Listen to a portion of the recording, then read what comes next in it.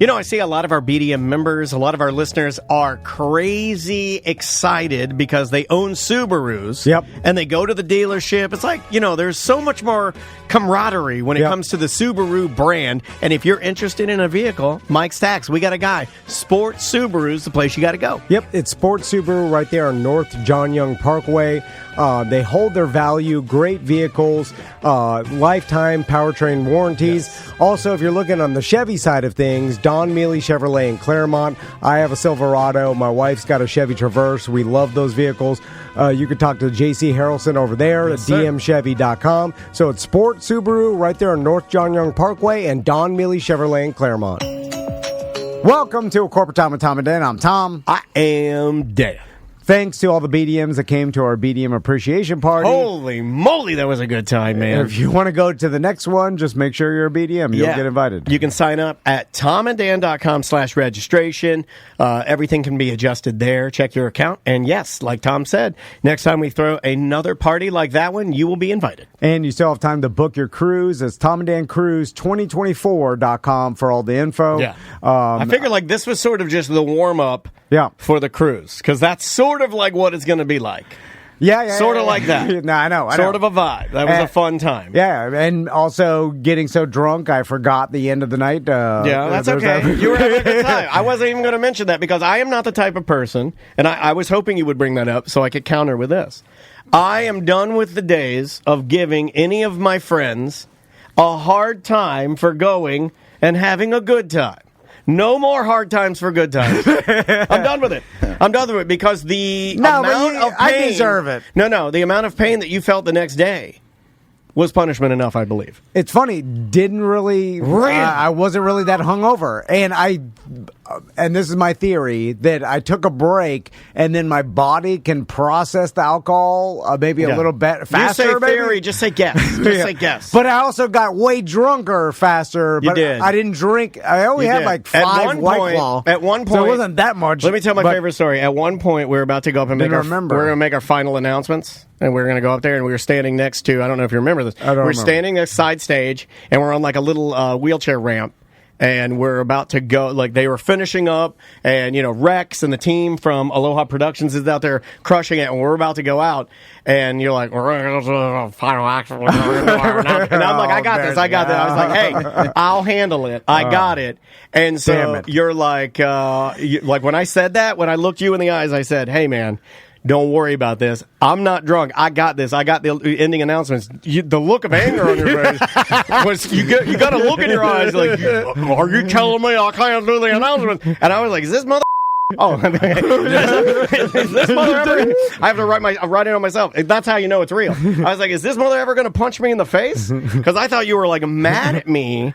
And then, so I made the announcements. You and I went out there. We made the announcements, and then we got off the stage. And then everything is like done. And then you went back out and made more announcements. Oh no! What else did I say? Nobody can understand it. It's fine. Nobody knew what you were saying, but I knew you were going to do the. I knew you was going to do the.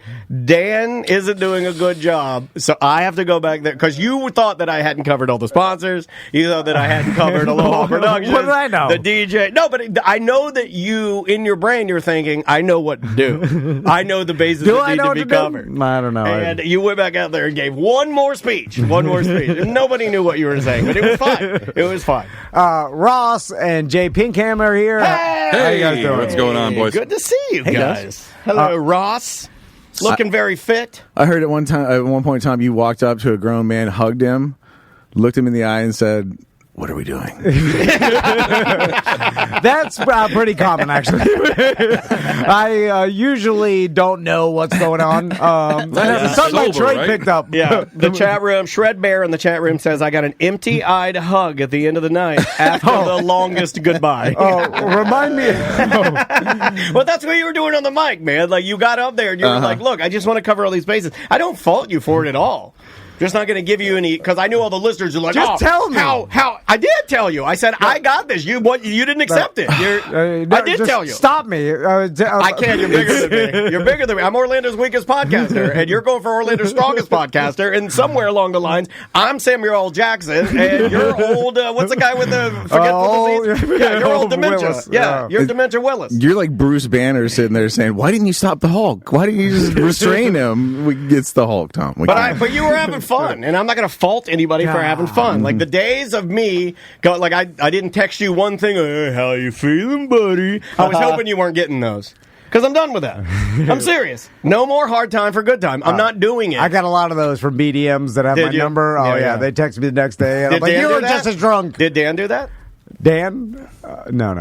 I didn't do that. I got your back, dog. Follow you to hell. I got your back. Yeah, I appreciate that. Yeah, I'm not going to do that. No more. And I would urge everybody else out there, no more, and wives too, no more hard time for good time. If it stayed in his pants and if nobody got arrested, relax. Although bullying is my love language, that's how I know you like me, if you bully me good. Okay. I like you, but I just figured you were getting enough of a hard time. You have to be like, hey, how you feeling, buddy? Tracy, Tracy said, oh man, we got a lot of people. You were contacting a lot of people, apparently. Tracy said she got a lot of drunk texts from you. No, someone said you were slurring on the mic and they loved it. Oh, God. I love the slurring on the mic. I'll tell you a story on the BDM show after. Okay, yeah, you'll have to be a BDM. Taco Bell. Yeah. I thought you were going to say Taco Bob, and I was like, I know what that is. I know what that is. So, Jay Pinkhammer is here to talk about wrestling. So yeah, let's do it. Well, Jay made a compelling case to me. This is how we got here, right? So he emailed me, and he's like, look, Dan, wrestling is better than it's ever been right now. And I've been hearing rumblings. I've been seeing the whole American Nightmare angle. I haven't been keeping up with AEW as much as I should, but I do. Me and my wife, we do enjoy wrestling. I'm a little surprised that your boys haven't been bitten by the wrestling fly at all. I mean, those guys should be flipping off the bed and breaking some arms right about now, right? Isn't that the it's Florida about the age where you start doing that. It's the Florida way. They're not allowed to watch wrestling. Are you kidding me? Violent TV? A lot of wrestlers are vegan and vegetarian. That's the angle I'm throwing towards Max. A lot of them are nutritionists. Ross, we let them watch anything. They're on regular YouTube. Yeah. They're on regular YouTube. Yeah. I'm still on YouTube, kids. I still have a baby. Like Maisie is such a little, she is such a, still a child. Now, dare I say, she's into her dance and she's expressing I guess adult qualities on her dedication, but she's still a baby. You understand that just means she's hiding it from you, Dan. No. The things she wants to watch. No, it's not that. She is a she's baby like Andrea. She's like Andrea. Nerd. She's a nerd. Andrea doesn't even curse. I'm telling you. I was going to use this for the BDM show, but this is a real conversation Maisie and I had last night. I was just messing around with her. We're laying in bed and we're watching the Braves game. And I said, oh, God, they're playing and I didn't say anything. And she goes, you were about to say a curse word. And I go, no, I was going to say crap. And she goes, no, you were going to say a curse word. She goes, it really makes me sad when you curse. And I looked at her and I said, you know what? Because I love you so much, when I'm around you, I said, I curse in my day job, but when I'm around you, I will not curse. Would you like that? And she goes, yes, I would like that. So I'm going to respect it now. I'm going to try not to curse around her. I've let my sons watch episodes of South Park. They love Family Guy. Maybe they'll be better for it. Maisie's going to be shocked when she gets into the real world. Get out of the way early and they're not shocked, like he said, not shocked by it down the road a little bit, maybe. I think she might be a little shocked. She's definitely going to judge, she thinks that people that curse, and I don't know where she got this, but she thinks it is trashy. You can feel it. Well, that is kind of right. It's real judgy.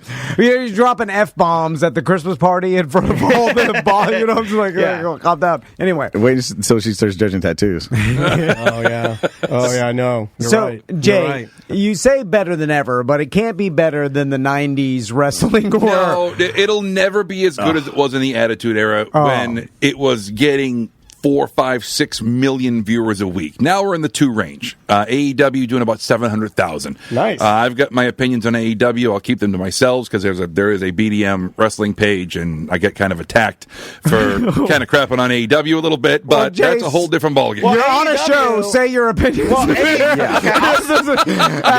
think AEW stinks. I'll say my opinion. AEW, like, to me, is like the guys that I know that are really into wrestling, like they live and breathe it. I think they like it because it has some of those like throwbacks to like.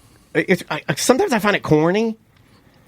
You know, you've got a guy who's got his daddy's money in Tony Khan. His father owns the Jacksonville Jaguars. Yeah, and I think it's called a money mark in the business. He just throws money at it so he can book a wrestling show. He's like, okay, this is me. He's the head booker. He's the head of creative. He decides everything at the end of the day. He's not a TV writer. He's not a wrestling writer. He's just a fan who had a crap ton of money that started his own promotion. And wrestling people listening to us and give our opinions here are going to get real mad about this, right? So we should try to whip the bee's nest. That's all. I'm throwing rocks at this bee's nest all day long. Yeah, let's do it. Here's the thing. Jay knows this is a world I have no idea about. Yeah. All that I know is that God, I was John hoping your Cena kids would have mullets and be wrestling. It's not too late. Yeah. It's not too late. Well, it's weird because they never expressed any interest. They know, and it's funny because they'll say his name is John Cena, and they'll do the da da da da. But they know that from YouTube, and that's all. And I'm like, hey, do you want? I mean, wrestling is a thing. Like you guys John want to Cena. be wrestlers? You could tell them you've wrestled before. That might impress them. More than a triathlete. Or it might push them further away from wrestling. I didn't think about that. It just, I don't know. Ross with the right answers all the time. And maybe they're a couple years away or whatever, or maybe because I don't consume it that they are don't. I have no idea. I would say that has a huge part of it. Like it seems like it's a dad-son thing. That's how I got into it. Yeah, me too. My dad loved Dusty Rhodes and Ric Flair. He loved their take. Those were his 2 favorite guys, and those were the guys I followed, and we were NWA wrestler guys. You see, growing up in New Hampshire, WCW, NWA seemed to us up there like podunk backwoods type of stuff because we had WWF. We grew up on Hogan. We grew up on Warrior, guys like that. Classy wrestling. That down here was wrestling. Up there was wrestling. Yeah. I mean, when you really looked at it, but I really wish that I didn't look at it that way because some of the stuff that came out of Florida Championship Wrestling and Georgia Championship Wrestling was just such good quality stuff. It wasn't the cartoony stuff where every wrestler had an occupation. You know what I mean? It was down here. It was, okay, this is Ric Flair. This is Dusty Rhodes. This is Magnum TA. These guys are just badasses that are going to fight. And I really wish I'd gotten into that. I do miss the days when, like, the ring announcer would be like, and then your opponent coming to the ring, the Baker. And it would just be some guy like in Baker's outfit. He's got a bag of flour. He's throwing flour. That's how WWF was. You be doing that. There is a guy right now, Jay. He's some redneck guy doing a racist Italian accent. No, there's a guy called the Pizza Maker. Yep. I can't think of his name right now. And he's tossing real dough on the way to the ring. And while he's wrestling, he's got dough in the ring. He's constantly moving the dough. And it's real corny. But he does all the moves. He has the mustache, he has the hat, and he just like always, and he never, like his finishing move, like once you're incapacitated, he's like spinning the dough and then he lets it go and it falls in your face and kills you. He wears a white apron in the ring. And so that's the goofy stuff that's just entertaining and funny right now. There's a independent guy called the veteran Jack Vaughn. Oh, we're not supposed to talk about the pizza guy. The chat room saying that the pizza guy, he's called the pizza guy, he ruins the business. QAnon wackanut, and we're giving him too much airtime. So don't even. My bad. Sorry. I liked him. Now I love him. He's like my new favorite wrestler. You mean the guy? He needs to incorporate that. Yeah. You know, they needs never to be the pizza man conspiracy theory. Write a Q on your pizza. We need something to talk about while we're eating this pizza. Exactly. Is it cheese pizza? That's girls. Pepperoni pizza. That's boys. Oh my God. Jay, did they ever? Right. That was the code. Have they lock her up? Oh, then that means Dave Portnoy must be a girl then. Right. It's just cheese pizza. Have they dipped their toe in the politics of like the Trumpies versus the Biden or something like that? Not in the big companies. You've got your independent stuff that does do that, but it's just to get clicks on the internet. Yeah. But WWE and AEW, it's too divisive. It's like don't even bother. Just stay away from it. It gets too real. There used to be a time. I used to Vince McMahon. Somebody would get killed. I used to go to like the Eddie Graham Sports complex with my dad. I went twice, but I remember you would go and there'd be like, the bad guys from Iran. And we're all boo, and that was and early you're booing 90s. The Russians and stuff. Yeah, I mean, it was a thing, but you can't do that now. But of the two guys you named, Trump and Biden, one of them's in the Wrestling Hall of Fame. Damn it, you're right. That's you true. look it up. Good Lord. You have a slice of pizza, look it up. Only Hall of Famers get my vote, I'll tell you that. But I'm surprised they never even then insinuated have some American American flag guy. I don't think they can figure out how to do it without it being and then bad. have some environmental tree hugger or they've done that before. Yeah. No, Daniel Bryan did that gimmick with the wooden belt for a while. Yeah. Yep. He wanted a wooden belt. Or have some woke character. People are you know what I'm saying? I'm just surprised. Maybe they want nothing to do with that. But you're kind of describing the $1 Million Man. The $1 Million Man versus anybody was kind of that, basically. Okay, all right. Yeah, fighting the rich guy. Well, the early 90s, 1991, WrestleMania 7, you had Sergeant Slaughter turned heel and was an Iraqi sympathizer. This was during Desert Storm. I don't remember. Wait, back up. What does Sergeant Slaughter say? He's all right, hold on. They're just people, everybody.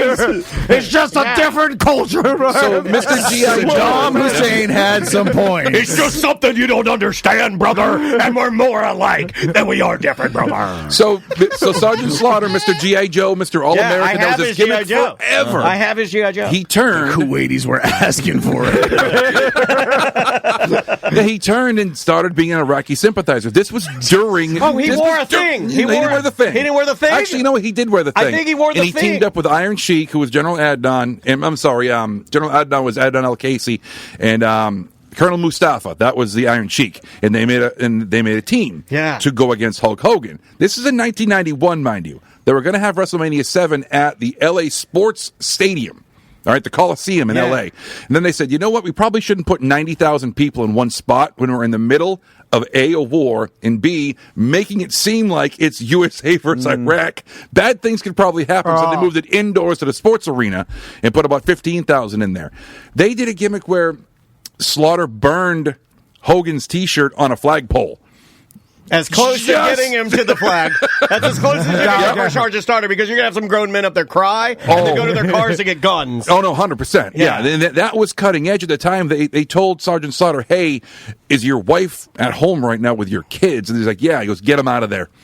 He was getting death threats, and they were really concerned for his well-being. It almost became, quote-unquote, real at that point. There were probably some fans more mad at him burning Hulk Hogan's shirt than they would have been at burning the flag. That's an excellent point. You never burn the red and yellow. You never burn the red and yellow. So let's talk about game-worn memorabilia, man. Hell yeah. Now, 2024, the state of wrestling. I imagine me and Daniel were talking about it today, because now with everything going streaming, right, it opens up the possibility to do more risque things that you can get away with now that the FCC is not involved. I like what was it, Lucha Underground? Lucha Underground was fantastic. See, I loved it because for me, and I thought that ticked all the boxes. You got your fantasy and your magic, and I'm not even a big part of that. I don't like that part the most. Like the Undertaker, when he's like, is he really the undead? I don't care about any of that. I've never liked that part. Fantasy, magic, and wrestling is not my thing, but they did a good job with it. They had like creatures and monsters and wizards and like powers and stuff like that, and they did a really good job with it. It was super violent, and also it was super sexy. Like, and like I think if I were going to do it, I want PG-13, the occasional topless girl. Okay. That's what I want. Yeah. I think it would rule. I think that you would get, from the age of 13 to dead guys, you're going to get them watching. And I don't want pornography. I don't want, I'm just, I just want the spiciness of Miss Kitty in the baby pool when she flashed him for 3 seconds at WrestleMania and my dad stood up. I'm chasing nostalgia, okay? I'm chasing that you can put some pasties on it, but put some pasties on. My dad stood up. My dad stood up in my house, and we were stealing this. We were stealing that. We'd run the cable from the line. Black box? Oh, yeah. Absolutely. Was it pay-per-view? It was a pay-per-view, and we were stealing it, and she splashed them, and my dad stood up, and he goes, God damn it! And it's a core memory in my brain that I think about it now. I got a grin, like a massive grin on my face. I'm triggering myself right now. You know, you need that with your boys. I need to show my sons that I'm horny. I have not shown them. I have not shown my sons that I'm interested in women. I agree with that. They probably probably think you might be gay. Like, they've never seen you. Like I've never openly in front of them. You're never attracted said, to your hey, wife. Look at that. Do you ever girl. grab your wife's ass and go, oh yeah, I do with her. I have to, not in front of your boys. No, that's their mother. No, well, not grab their butt, but we hug. Not your and boys' kiss. butts. You got it all wrong, man. No.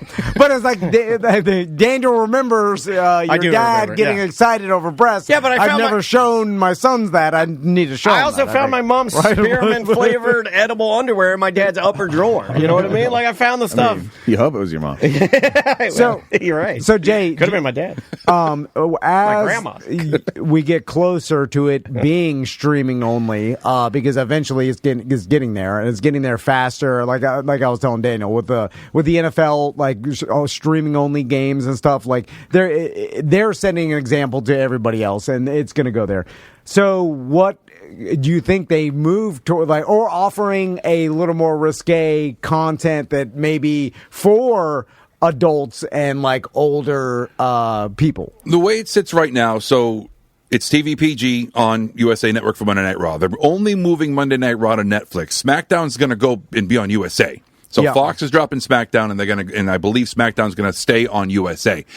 If you go Netflix route with Raw and start getting more risque and more violent even, and on one show, how do you leave the other show, which is the same type of thing, PG? So, okay, I'm going to watch Raw, and I'm going to see more violence. I might see a little bit of blood. I might see some more cleavage. I might see some more risque storylines. And then you go to SmackDown, and it's your normal cookie-cutter PG stuff. It'd be tough to differentiate the fact between the two, but the thing is, if you go more risque, you run the risk of losing sponsorships, because your main sponsorship, your Snickers, your things like that, they might drop it if they get too risque. Well, on Netflix, they're not going to have commercials, so it leaves it open to leave the one that's still in USA to be more family friendly, because people still want to enjoy it with their kids and the storylines and have it safe, and then have and that's what I'm saying. Have another one that's like, this isn't for anybody under 13. You know, it's like, this is kind of like what we do with our show. And then there's an option. Friday show and we do a weekly show, because there's so many adult wrestling fans that. And again, I'm not looking for it to be crazy. I'm just looking for a little taste of that Attitude Era. Yeah. You know, here's something that I think Lucha Underground did, which I was always surprised they didn't do this, because, guys, this is fantasy. But didn't they have men fight women in Lucha Underground? They had intergender matches all the time. And I loved it because it did add to the gender. Like, it kind of like evened everything, where the storylines that we're going into, like, yeah, why not do more of that? It's fantasy. It's not real. It's no different than in Game of Thrones. You've got who's the lady? Brienne of Tarth. Yeah, Brienne of Tarth. Like, huge crush on Brienne of Tarth. Dude. One of my favorite characters, if not my defeated favorite. the Hound. Yeah. Oh yeah. But I'm just saying, it's awesome. Almost on last season. Pretty darn cool, right? Why not do that? There's a lot of people in WWE right now that were on Lucha Underground. Ricochet was Prince Puma. Oh, that's right. Yep. And Chelsea Green, Io Sky, a lot of them came from Lucha Underground. They've been in the business forever. But Lucha Underground was great. I mean, you had the Gift of the Gods Championship. You had the sketchy owner who died in the show. They killed him off. I mean, it was really, really fun to watch. Yeah, I forgot about that. They did murder the brother, and then his other brother came and took over the. He was the big giant dude in the mask, but he died. No, he took over after he killed the brother. Yes, yeah. Yeah, so they had murder. Time ago. Dude, yeah. They had murder in there. Well, they killed Vince McMahon a long time ago too. Right. I mean, only to have him come back and poop on people. Wow! I was hoping not to bring Write that up, in there. Here we are. Write that in there. I was thinking about that the other day. I think about it every morning pooping on somebody. Every morning when I wake up, I think about that new stupid mustache he has now. I'm guessing he has it now. We'll never see it again. Mustache? No, he looks like Wario. Because I don't know all the details of like what P. Diddy did and Vince did, but I know that they're in the same universe, right? Yes. Of sharing women or a woman with friends. Women. Yeah. And it's like, and I don't know all the details, but it seems like I never heard Diddy doing the number 2. Yeah. And then you add the number 2 with Vince McMahon, but they swept the Vince McMahon thing under the rug. Like the Diddy thing it was more of a squeegee. But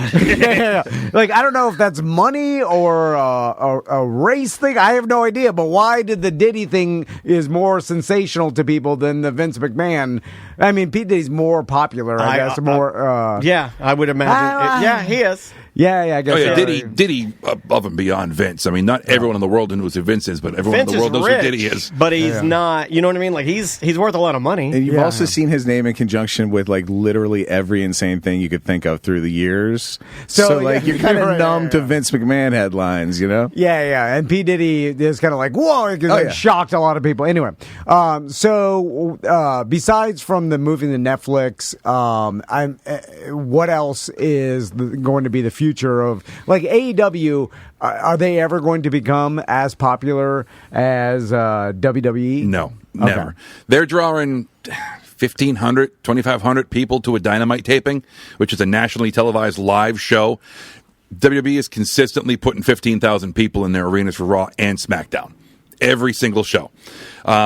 AEW, to me, is a niche market. AEW, to me, is... I don't want to get myself in trouble here. I don't know what you expected, Tom, asking a known internet AEW hater that question. What other kind of answer are you expecting to get out of this guy? It's not hate. It's just something that's different. It's geared towards... I just detest it and wish it would go away. It's geared more towards the internet smart marks, which is people that know all the ins and outs of the business. You guys hear that? He hates you. Well, it takes a little bit to get it. It does. It's the wrestling itself. Most of the time is phenomenal. They concentrate on, like last night there was a pay-per-view and it was Will Ospreay, who's probably the best wrestler on the planet, against Bryan Danielson, Daniel Bryan. Mm-hmm. And they're already saying it's the greatest wrestling match in the history of the United States. I haven't seen it. Who knows? Dave Meltzer, the guy that writes The Observer. I say that about every interview we have on the show. I'm like, that's the best interview we've ever. We can just stop now. Dave Meltzer is writing The Wrestling Observer for like 40 years. And he's this 60-year-old dude who lives in his mom's basement, and a life well lived. Right? I mean, why Depends not? on the basement. True. Yeah, it's pretty true. And he gives star ratings to these matches, and he caters to the internet wrestling community. He could give a 30-minute classic at WrestleMania 3.5 stars, but give a random opening match on AEW 4 3/4. It's like, it's just, he gears towards that. Right. And then everyone likes AEW. Oh, Vince is terrible. WWE is terrible. I hate it. And it's vice versa. The WWE fans that don't like AEW aren't as vocal as the opposite. Okay. That's how I look at it. What about NWA, owned by Billy Corgan of Smashing Pumpkins? Very entertaining. Right up the road. In fact, our good friend, Drew Garabo, has been invited to many tapings. In fact, I believe last week Drew Garabo was asked to participate in one of their matches. I don't know what he did. Okay. But it was Drew, and I believe on the ask of Billy Corgan of the Smashing Pumpkins that Drew participated in a match. Wow. Well, how did he get involved? No, I don't. I think Billy Corgan, low key, has always been, since he was a young boy in Chicago, a huge wrestling guy. And I think once he got like buttloads of, Infinite Sadness money, he decided he'd load it up and buy himself NWA wrestling. And he's not trying to do too much with it. No, he's just keeping does what it he small. likes. And it's great. It's he very wants to entertaining. grow it organically. He's there at the tapings. He's part of it. He's drawing less than AEW. Maybe he's not in it to make $1 billion off it. He just wants to keep that name alive. Keep it simple. Keep it old school in the studio. I like what he's doing because it's small. He's keeping it small. He's very approachable about it. He's not trying to reinvent the wheel. And Tom, if your question was about how Drew got involved, it's because he does radio in Tampa, which is a real radio market. That's true. Radio market. That is true. Yeah, it's also wrestling crazy in Tampa. Bigger than Orlando. LA Knight came through NWA. It's crazy. Oh, LA Knight's a great wrestler. Yep. It's crazy that all of the people that look like Dog the Bounty Hunter moved to Florida. All of them, including Dog the Bounty Hunter, who is now a new resident of Marco Island. Oh, yeah. Florida is the number one place to maintain your Bologna tan. Yeah, you got the fact that you went Bologna instead of Bologna is really the difference. I could kiss you on the mouth right now. It's so funny. Oh, my God. Bologna. So, what if they pulled... And Paul Tuttle Sr., I got to point that out. I didn't know that either, but Paul Tuttle Sr. moved from OCC. He moved everything, liquidated OCC, moved it all to Clearwater. There's a museum. We could go to the Paul Tuttle Sr. Orange County Choppers.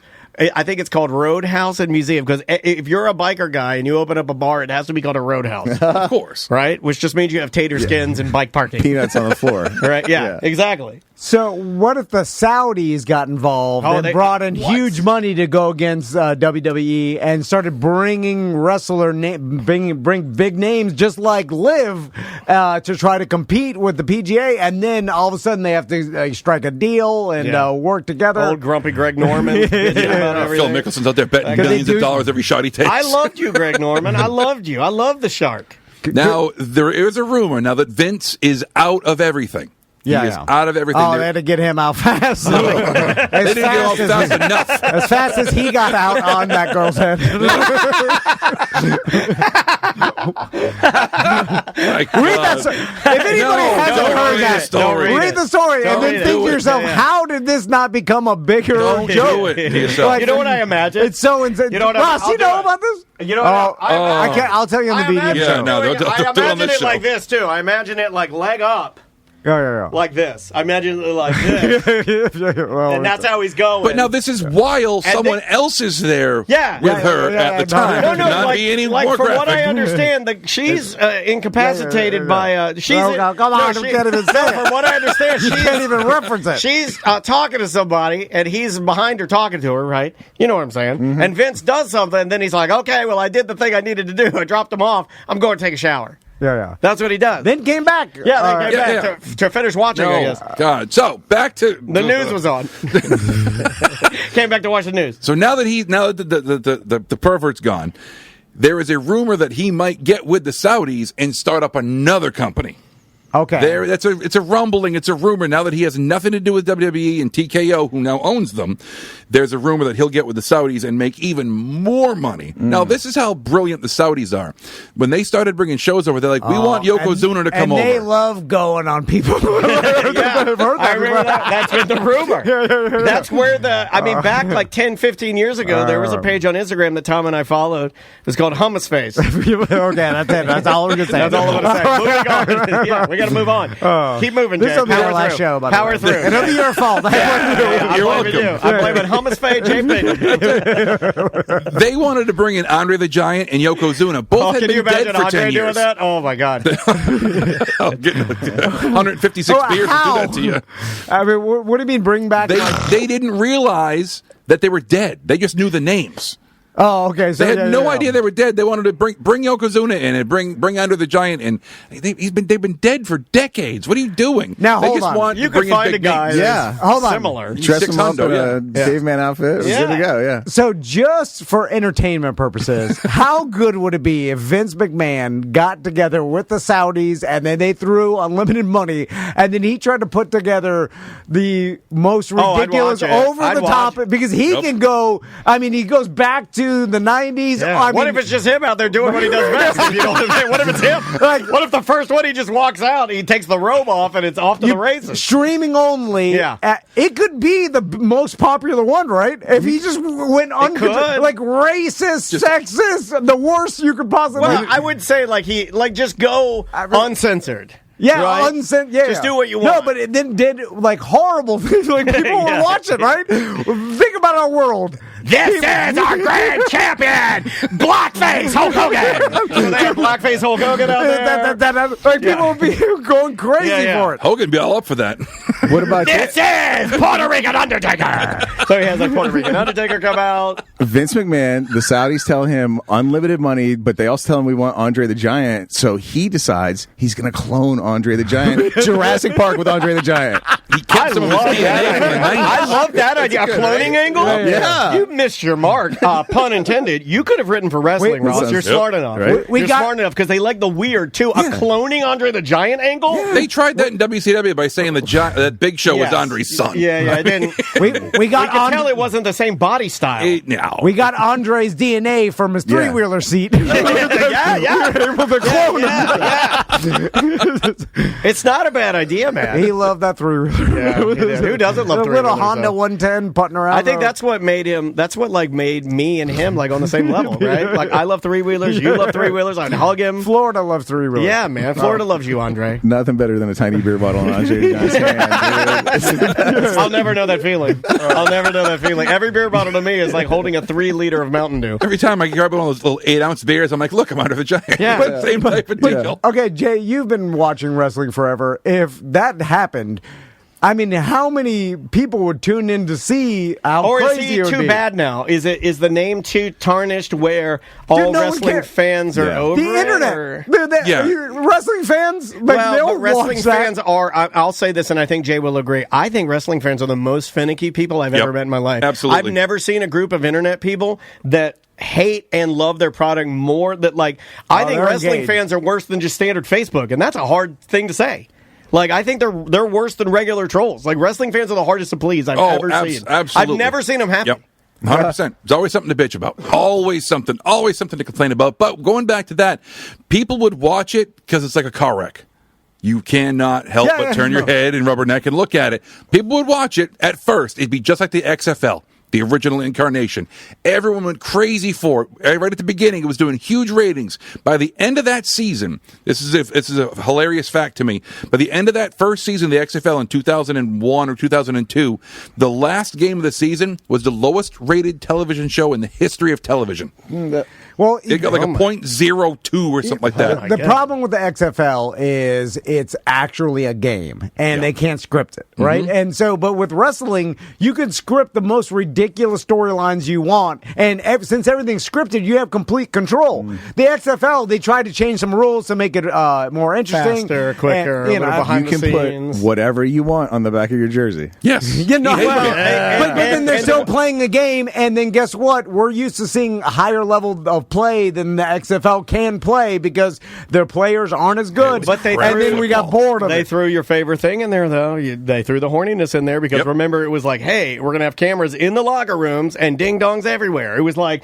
uncensored and cameras in the cheerleader locker rooms and all that kind of stuff. Well, that was the beginning of it. I mean, they lied to us. I mean, it came back last year, and then now it's dead again. Came back, then went away again. Quickly before we run out of time, because I know we're talking about current wrestling right now, what did you think of the American Nightmare narrative and how that went in WWE and, Cody Rhodes finishing out, I guess, his story? Finishing the story, yep. I mean, it was done very, very well. His injury kind of derailed things when he tore his pec and then worked a Hell in a Cell match with Seth Rollins with basically just a purple whole side of his body. It was insane how he actually wrestled doing that. But without the injury, I think they would have done it quicker.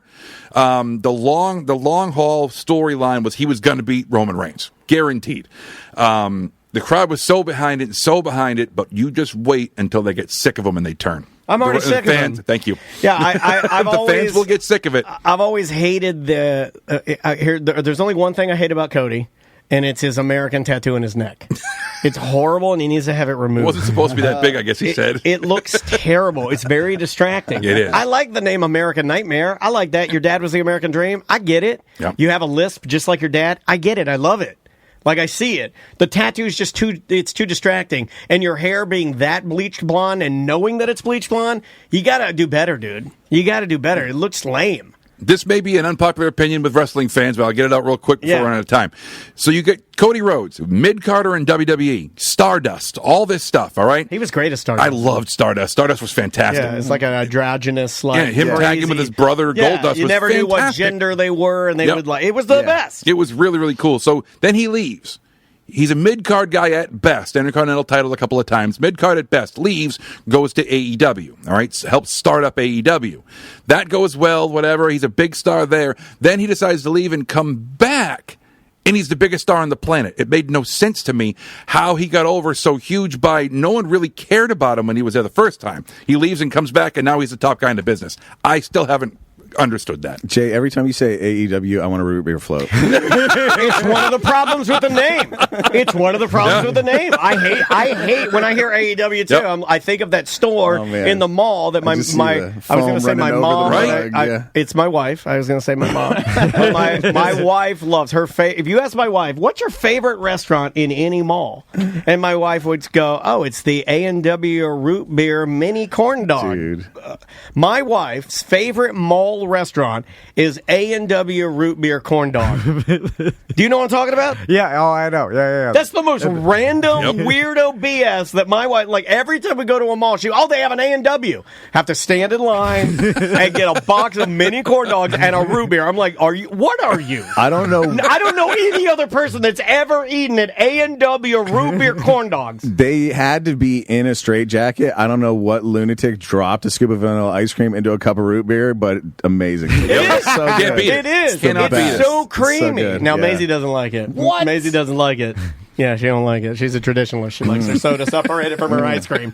So now I know I have sons that should be around the age that are getting into wrestling. I think you're getting there. I think I got into it around 12 or 13. The problem was is 8. they are my sons, and we're not into fantasy. Like reality. So I don't know if maybe that's something. I have no idea. But anyway, is wrestling as popular with the younger generation as it was when, like, I was in middle school in the late 90s? No, not at all. Okay. Not at all. Back then, everyone in the world knew who Stone Cold Steve Austin was. Yeah. Before The Rock became what he is now, everyone knew who The Rock was. They know John Cena. As a meme. Exactly. Yeah, That's because of other things now. Now being doing and the also acting, his too. television show and all the movies he's been in, and the commercials he's done, and his charitable work. He's done enough charitable work for I think my mom even knew who he was because of how many Make-A-Wish kids he's visited. Wasn't he some kind of dumb Olympian too or something? I don't know.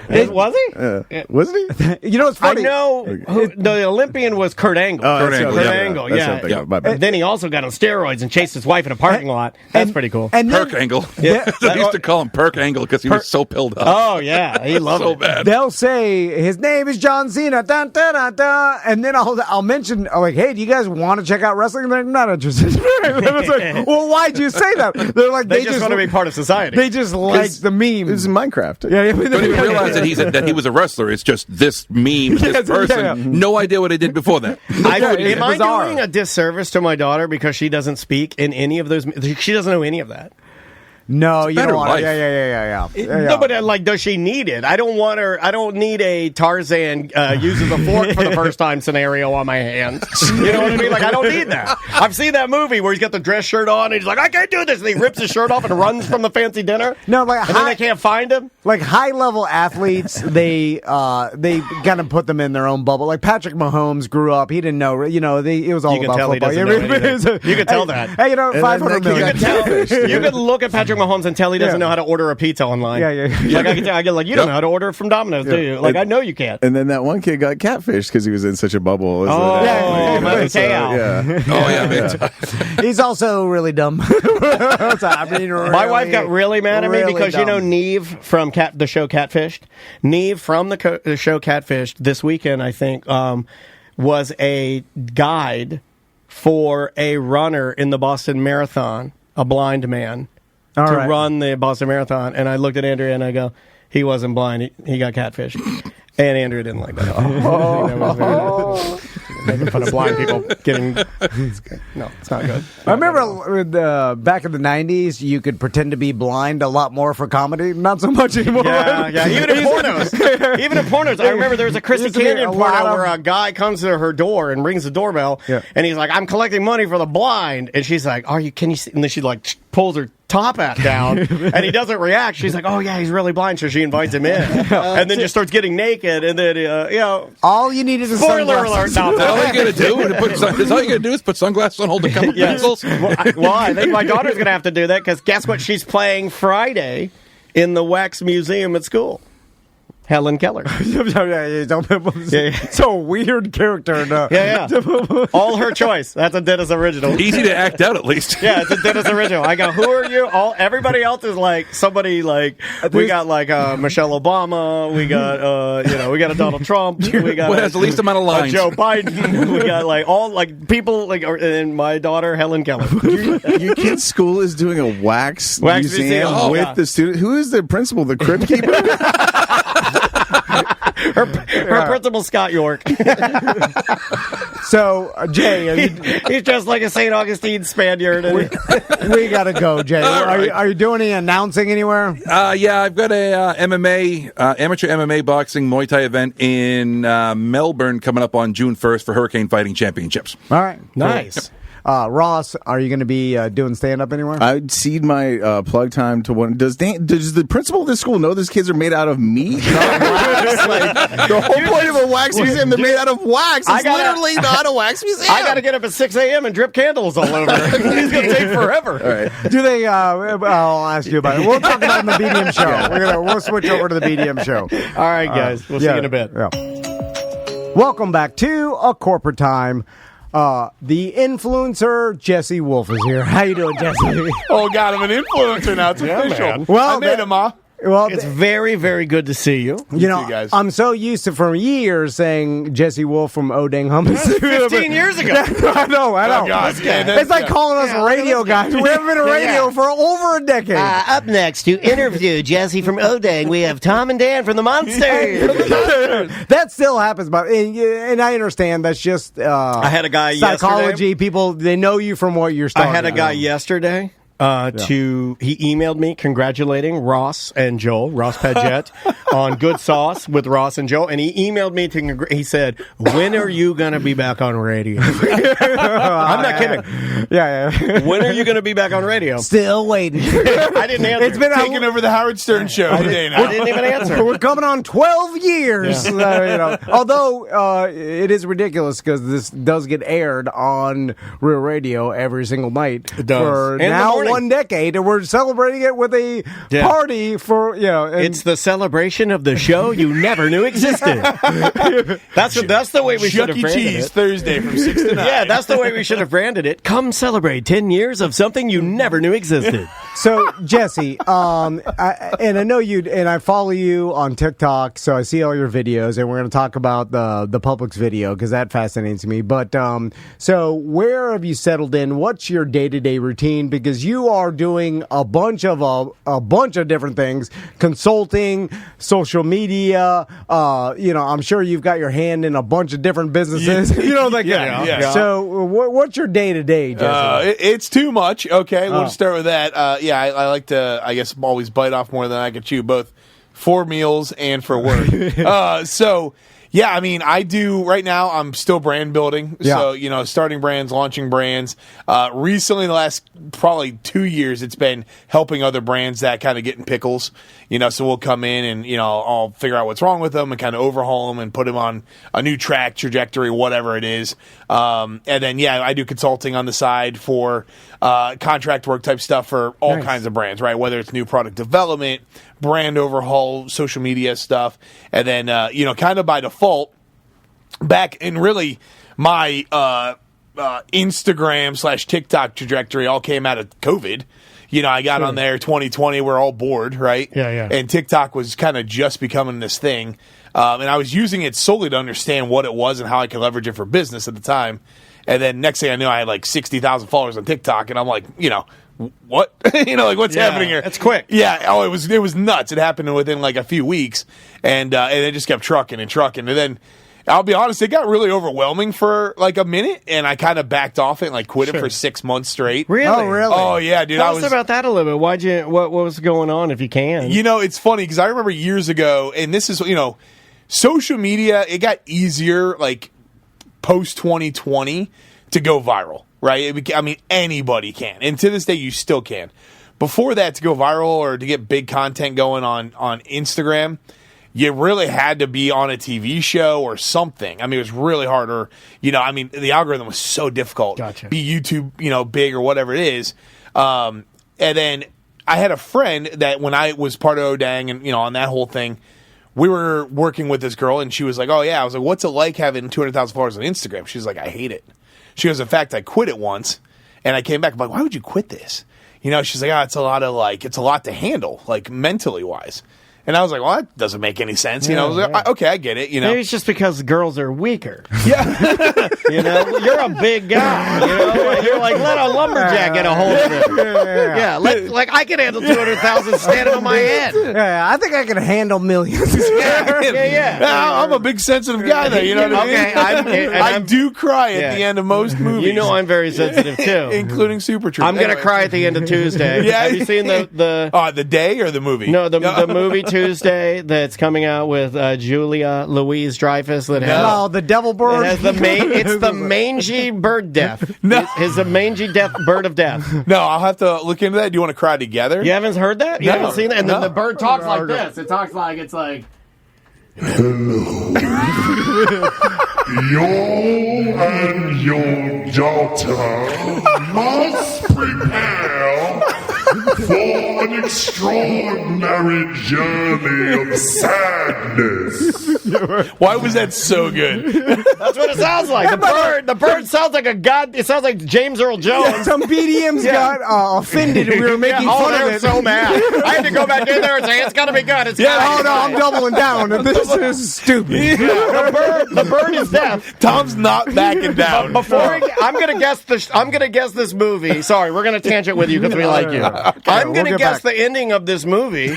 And I know nothing about it. The bird is death. The bird comes. The lady's got a terminally ill daughter. The bird comes and flies in. And then the lady is like a wheeler dealer. Like I can tell from I watched the thing. She's like kind of a good mom, kind of a bad mom, conflicted.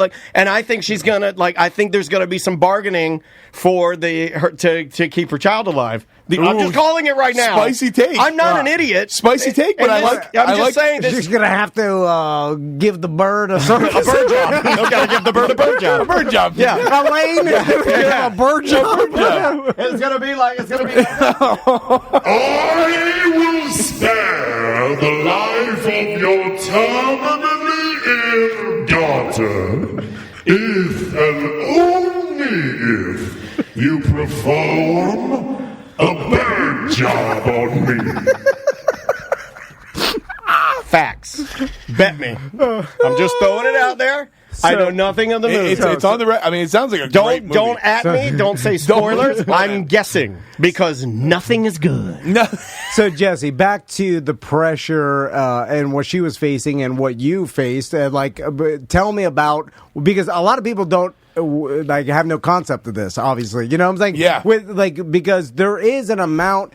I mean, it's funny because we feel it less with social media, but more with the show. Yeah. You know what I'm saying? Yeah, So yeah. it's like the pressure to do good content daily, stuff like, and It's so a weight. I can understand it in that aspect. So tell me about it. It's one of those things where everyone on social media has a chance to say something, right? They can voice their opinion at will. And there's not a whole lot you can do about it, right? And the catch-22 is you need the commenting, right, and the engagement for the videos to go viral, right? So you're trying to encourage good conversation and that type of stuff. And back then, I was doing a lot of, getting back to me, taking care of me, because I drove myself on the ground a couple years before that with, Odang, getting it into 30-some thousand stores and all that. Yeah. So my whole thing was focusing on me, right? Taking myself back mentally, physically, the whole 9 yards. And everyone had something to say, right? It was, you're fat, you're not going to do it. I got that yesterday. Oh, I got one of those. Yeah, I thought Tom was the fat one. I got that. Yeah. Yeah. I wrote that. I like your new profile picture. It didn't look like me. Thanks. Speaking of which, It's the devil bird. I like it. I thought it was the Tuesday devil, the mangy Tuesday devil bird. Toucan Samba just blacked out. So Yeah. the comments, just the negative, They were all over the place. And then, it was like people would fight in the comment section. I'm like, my God, I'm stirring this up, Yeah. And then I'd get. So then you feel responsible for it because you're like, well, if I didn't make this video, there wouldn't be all this fighting and negativity. It's like the negativity was there was that piece, and then, dude, I was getting a lot of people DMing me saying you saved my life, blah blah blah, and I was like, I'm just a guy that goes on walks in the morning, and the fact that there's so many people out there struggling just in any capacity. Yeah, that makes total sense. It was got deep on That's me pretty heavy. quick. Yeah. That's a lot to carry. You didn't ask for it, and then they have an open portal right to you. Well, so I put myself in their shoes because, obviously, Sure. I don't still see myself as an influencer per se, but when you see a celebrity, or whatever you follow on a daily basis, the people, the athletes, whatever, you feel like you know them because you get to watch them, but they have no idea who you are. Yeah. So when you see them and they come up to you and they're like, you're all, hey, LeBron, what's up? He's like, how do you know my name? Like, to me, I'm like, everybody knows LeBron James, right? But he doesn't know who we are. Yeah. So when he knows who I am. Yeah. I feel confident he knows From the who Bird I am. movie, right? Well, no, I used to stand in his bushes all the time and expose myself. Jesse, You thought I was a gnome. Well, let's Little talk. did you know. Let's talk about this because me and Daniel is. I don't know what you're about to say, and you do that a lot. Well, Daniel's been Spicy. Doing Incoming. radio since 97, 96. When the hell did you start interning with Ed Tell? I'm going to say 96. Yeah, like Junior high morning. So, announcements. 96. We're coming on 30 GD years. Oh my God, I am coming up on 30 years. And then Two years to 30. 30 years of broadcasting, dude, that's insane. I started We should probably burn the place down. I'm okay interning with it, in but people live above them. like interning in radio. You know what it did do? And this is a separate kind of tangent. Yeah, do it. But Daniel started as an intern too, and so did I. 20 years ago, and but it brought us into entertainment slowly. Where all of a sudden, like, some people knew who you were, and then others people, and then we, after doing it for so long, the process, paying your dues, and I tell people this on like the Tom and Dan cruise we're about to go on, or any sort of event we do. People will the number one thing that I hear throughout my entire career was, "Isn't it weird that I know everything about you and you don't know who I am?" Yeah, and then I'm like, "It's weird to you, but I'm so used to it. I'm glad because now I could talk to you like my friend." Because you know who I am, you know about me. So now we don't have to small talk. Immediately I go into a conversation with the listeners as if they know everything about me. I don't need to know about them. I'll ask them about themselves. Oh, I know about them. But I can look at any one of our listeners and be like, I know exactly. I know what your you're entire about. I know backstory, you sun up to sundown. But here you watched the Bird movie. I saw it. I know all about it. But here is I guess the good part about what we've done for so long is that our listeners are like us. So then it's like that person, because all we talk about is our own lives, that they're probably in some way like me or Daniel. So that makes it a lot easier. And I've always said this: if your audience is like different than you, harder to talk to that person because and so with you and having such a gigantic audience, relative to us, it's like now you're talking to people that are completely outside of your personality or something like. And then that's more stressful, because then all of a sudden, if we had a bunch of listeners that weren't like us, I would be stressed out by it, because I'd be like, whoa, I don't really have anything in common with this person. And now they're like, it's like, because especially if we're doing content about anything besides our own particular lives. But I don't think that would happen. I don't think that's possible, really. Well, we're not doing, like, if we did a murder show or something. Right. Exactly. Right. So now our Which listeners would be dope, by the way. are into murder. I don't like murder. I am anti-murder. I get a lot of heat for that. I am not I'm not your true crime guy. True crime guy. I know, but I am a little bit. I'm a little bit dumb old man where I go anti. I am a little bit anti-true crime, because I'm like, it's too heavy. Why are we making this like? You're more like Dull Men's Club type guy. Exactly. Which is dope. I just joined a Facebook group, the Dull Men's Club. Yeah. And I'm like, this is riveting. I'm into that, but I'm like, I'm anti the, like, I don't know why. It's like a whole economy of we're making money off of famous murder people. Yeah. Like, it's crazy. But it's just like, for me, it's just downer. It's like, it's like too heavy for me. Like, I like light on the surface nonsense. You like her. I think I like more nonsense, and you like human achievement. No, I know. I'm a more documentary. Anyway, but so back to you, Jesse. So, and I like pornography. Yeah, same. I mean, huge on that. So you have this huge audience, and you're doing content, and then people are reaching out to you with the, "Hey, you've saved my life," which is heavy, and then other people are insulting you. But you probably get like, "I'm going to kill myself too." Well, I'll tell you what really threw me. I've gotten a couple of those. I get a lot of those actually, and I try to help them. I always try to help. And them. It's deep, right? And like you feel bad because you're like, you know that I've always. No, I don't. I'll write back to every single person that writes me with something super sad. Yep. You will get help from me. Yeah. I'm sorry. That's just same. But same all day long. It's bizarre. Maritime law. You got to do it. I've never gotten one. I'm going to kill myself. Like no one reaches out. I'm going gonna kill yourself, guy. I know. People reach out to Daniel. I'm more on the spectrum. Like they'll tell Daniel they're the stuff that's going on. I had a guy last night via email tell me like some bad things he did to his family and how he regretted it. Yeah, and I'm like, you didn't need to tell me that, but thanks for listening. And what the people share on the internet's wild, right? I mean, I think it's freeing because they know that I'm not connected to them, right? Yeah. And I think it's freeing to let somebody know and test it. It's like you're testing clearing your conscience, or you're testing saying to somebody how you truly feel. It's like a therapist. It is like a therapy, and they launch it to me, and I don't judge them. I'm like, well, I'm not going to write back to you. I'm going to support you because you support the show. That's as deep as it gets for me. And the other thing too is I think they sometimes wonder if like you even see it or respond to it. You know, I think because again, like therapy, like I'm just gonna throw this out the void, get it off my chest, and like maybe they'll respond back, maybe they won't. But I'm like, it's like if it's something deep or whatever, I'll try to say something. I mean, it was a point. I had a little Facebook group, again in like 2020, 2021, where it was like, hey man, we're all just trying to like get healthier, right? That was the point of the group, and like it was outside the box of like your typical like bull crap fitness stuff, you know what I mean, where it's some jack dude or jack chick, trying to sell you fitness. Yeah. It was like, dude, I'm out of shape. I suck at this. Like, do you guys want to like do this with me, Yeah. And one of the members in there got a tattoo of our logo on his calf. And I was like, holy dude. I was like, that is like the size of a softball, and that is super real. Yeah. You know what I mean? I'm like, whoa. And and it starts getting, you're like, whoa, that's farther than I thought that you would take this. Yeah. I mean, we just talked to... That's radio style. We had a girl that got Monsters of the Midday tattooed above her...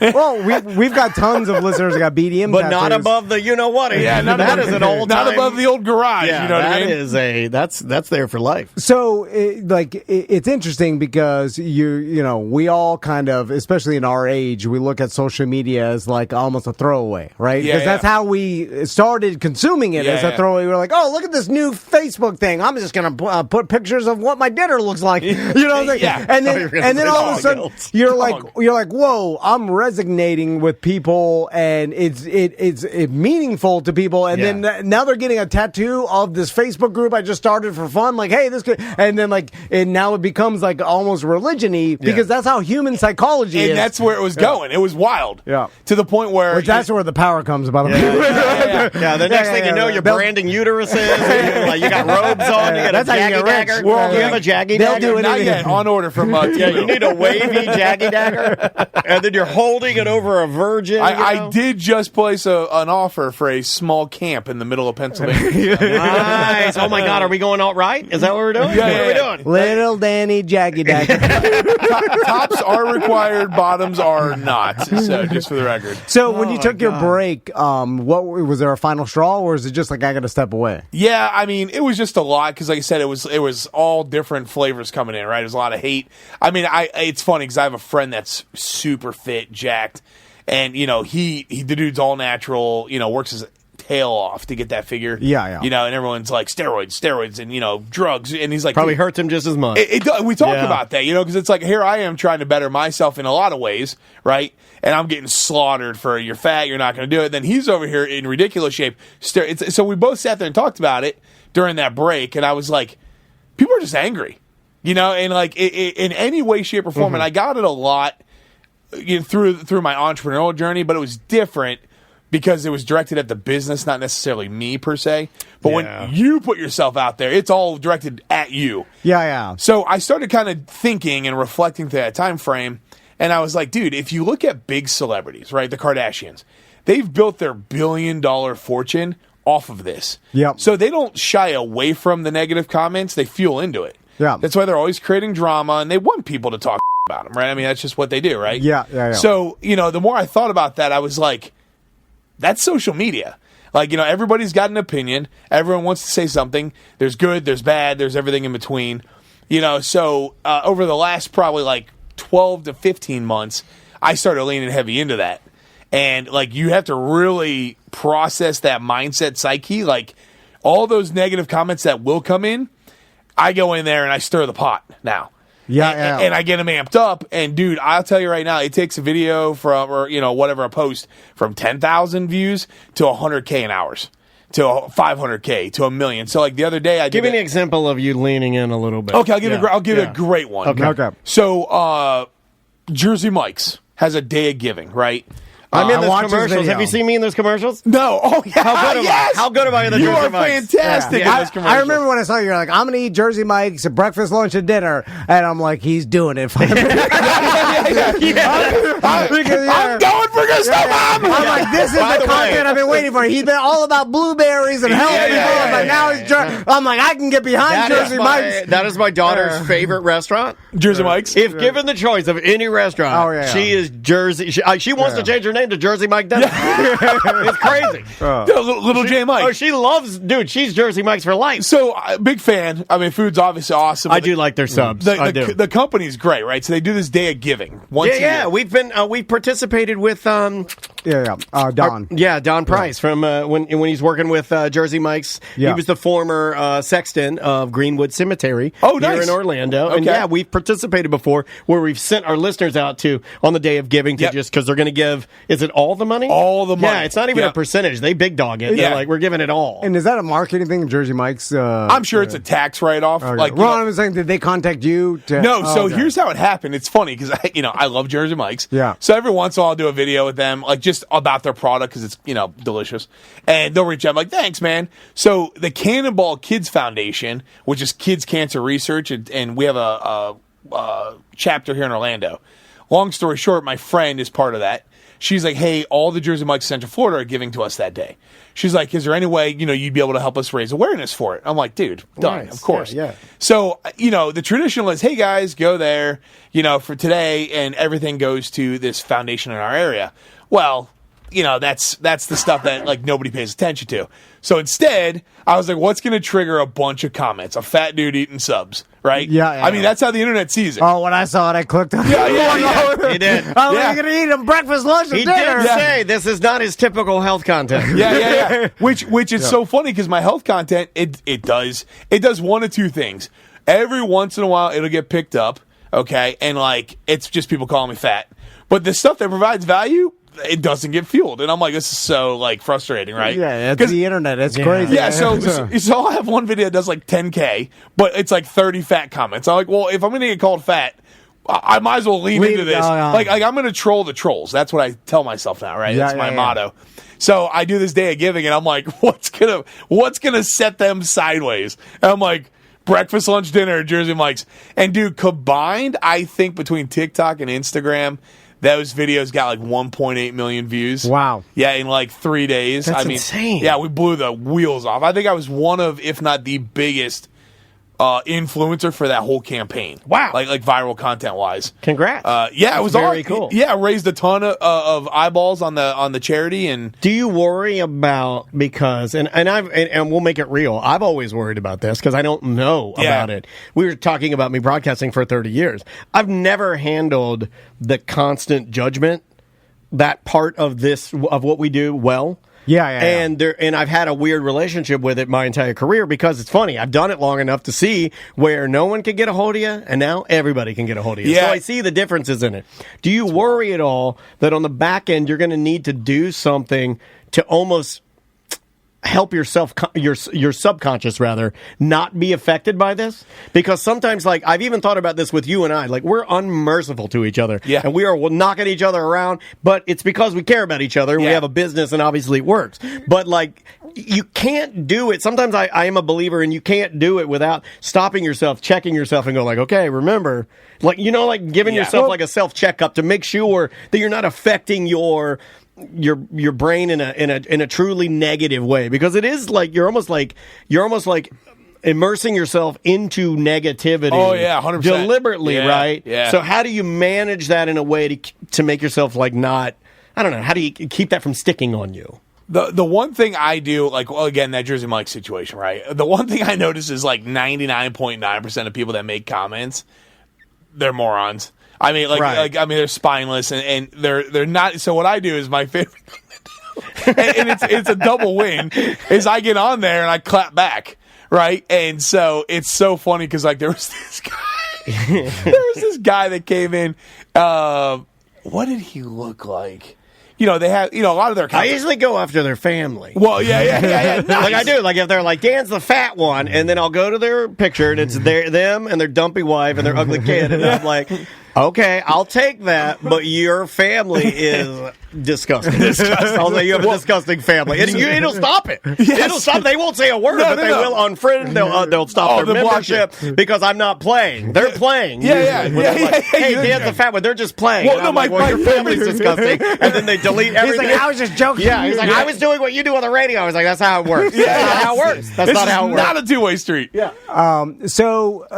Now, Daniel brings up a point where sometimes the You've comments, never said that before. Well, I have to put the camera on me. Yeah. He's never said that before.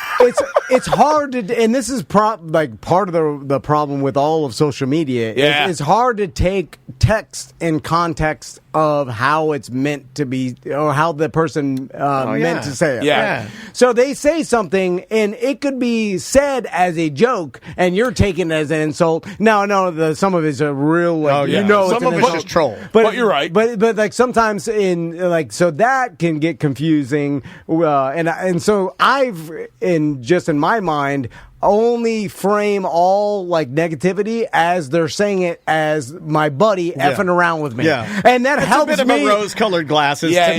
Now, I like that. Well, and that's kind of how I spit back too. I'm like, well, if you're going to talk trash, right? Like I'll talk trash back with you. Yeah. It's like the one kid looked like a chubbier Alex Rodriguez or whatever. Okay. So I was like, okay, a thick Alex Rodriguez or whatever, and like.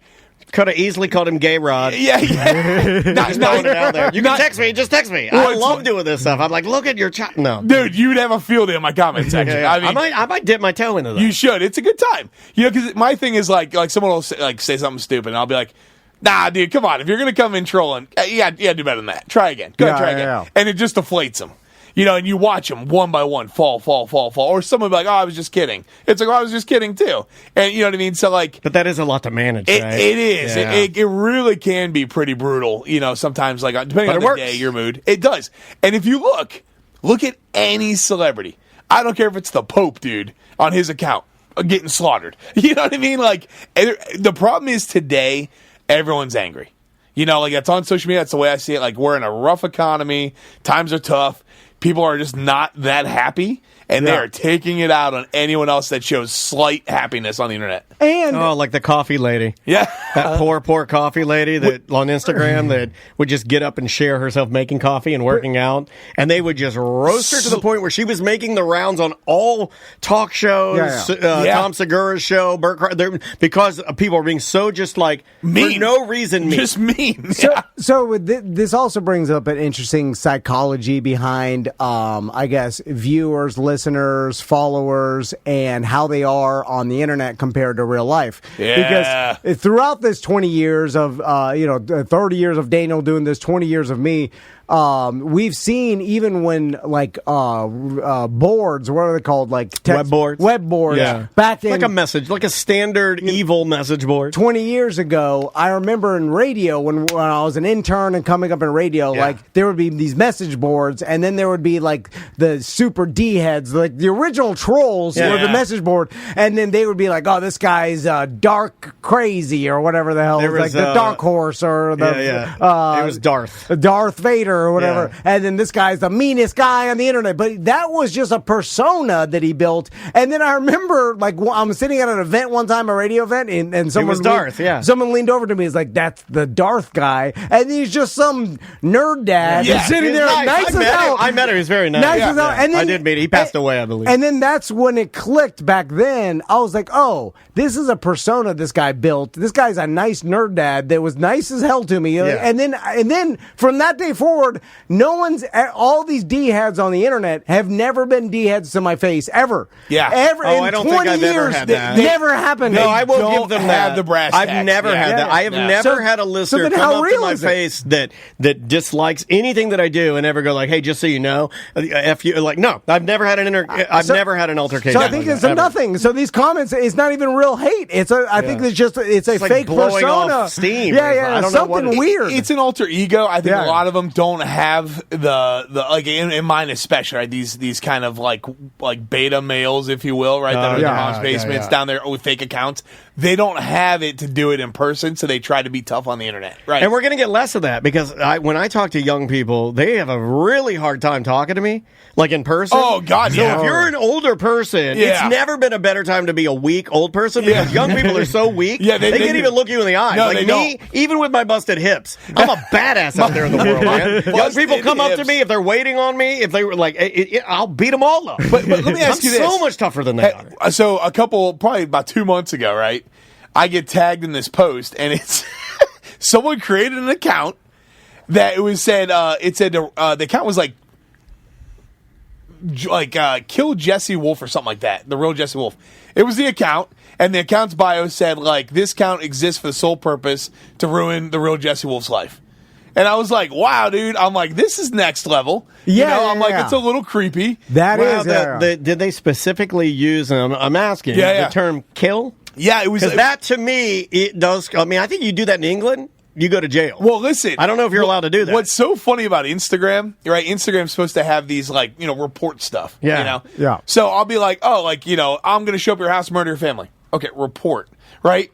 Instagram will be like, does not violate community guidelines. Yeah. And I'm like, who's reading these? It's just a bot. Yeah. It's like, what is this? Meanwhile, I'm a bot. I would be safe if someone tried to kill me. At the bottom of Instagram, it's like the hidden ones or whatever. It's like, I like your hair, hidden. And I'm like, all right, dude, I don't understand. Like, I've Instagram's never had a us. hidden comment ever be anything bad. No, honestly, never. Yeah. If there's a hidden comment on anything I post, I go to click it, hoping for the N-word. Not hoping. Yeah. I'm like, hey, give me N-word, and it's not. It'll be like, thank you so much for what you do. Yeah. You're the best. Yeah, you're the best. Why was this not at the top? It's usually, I don't know if you see this. Check this in the future once you see it. It's usually an older user. Always. Like an older lady, an older man. It's like they hide. It's like they look at the picture. They're like, old person, hide his comment. Yeah.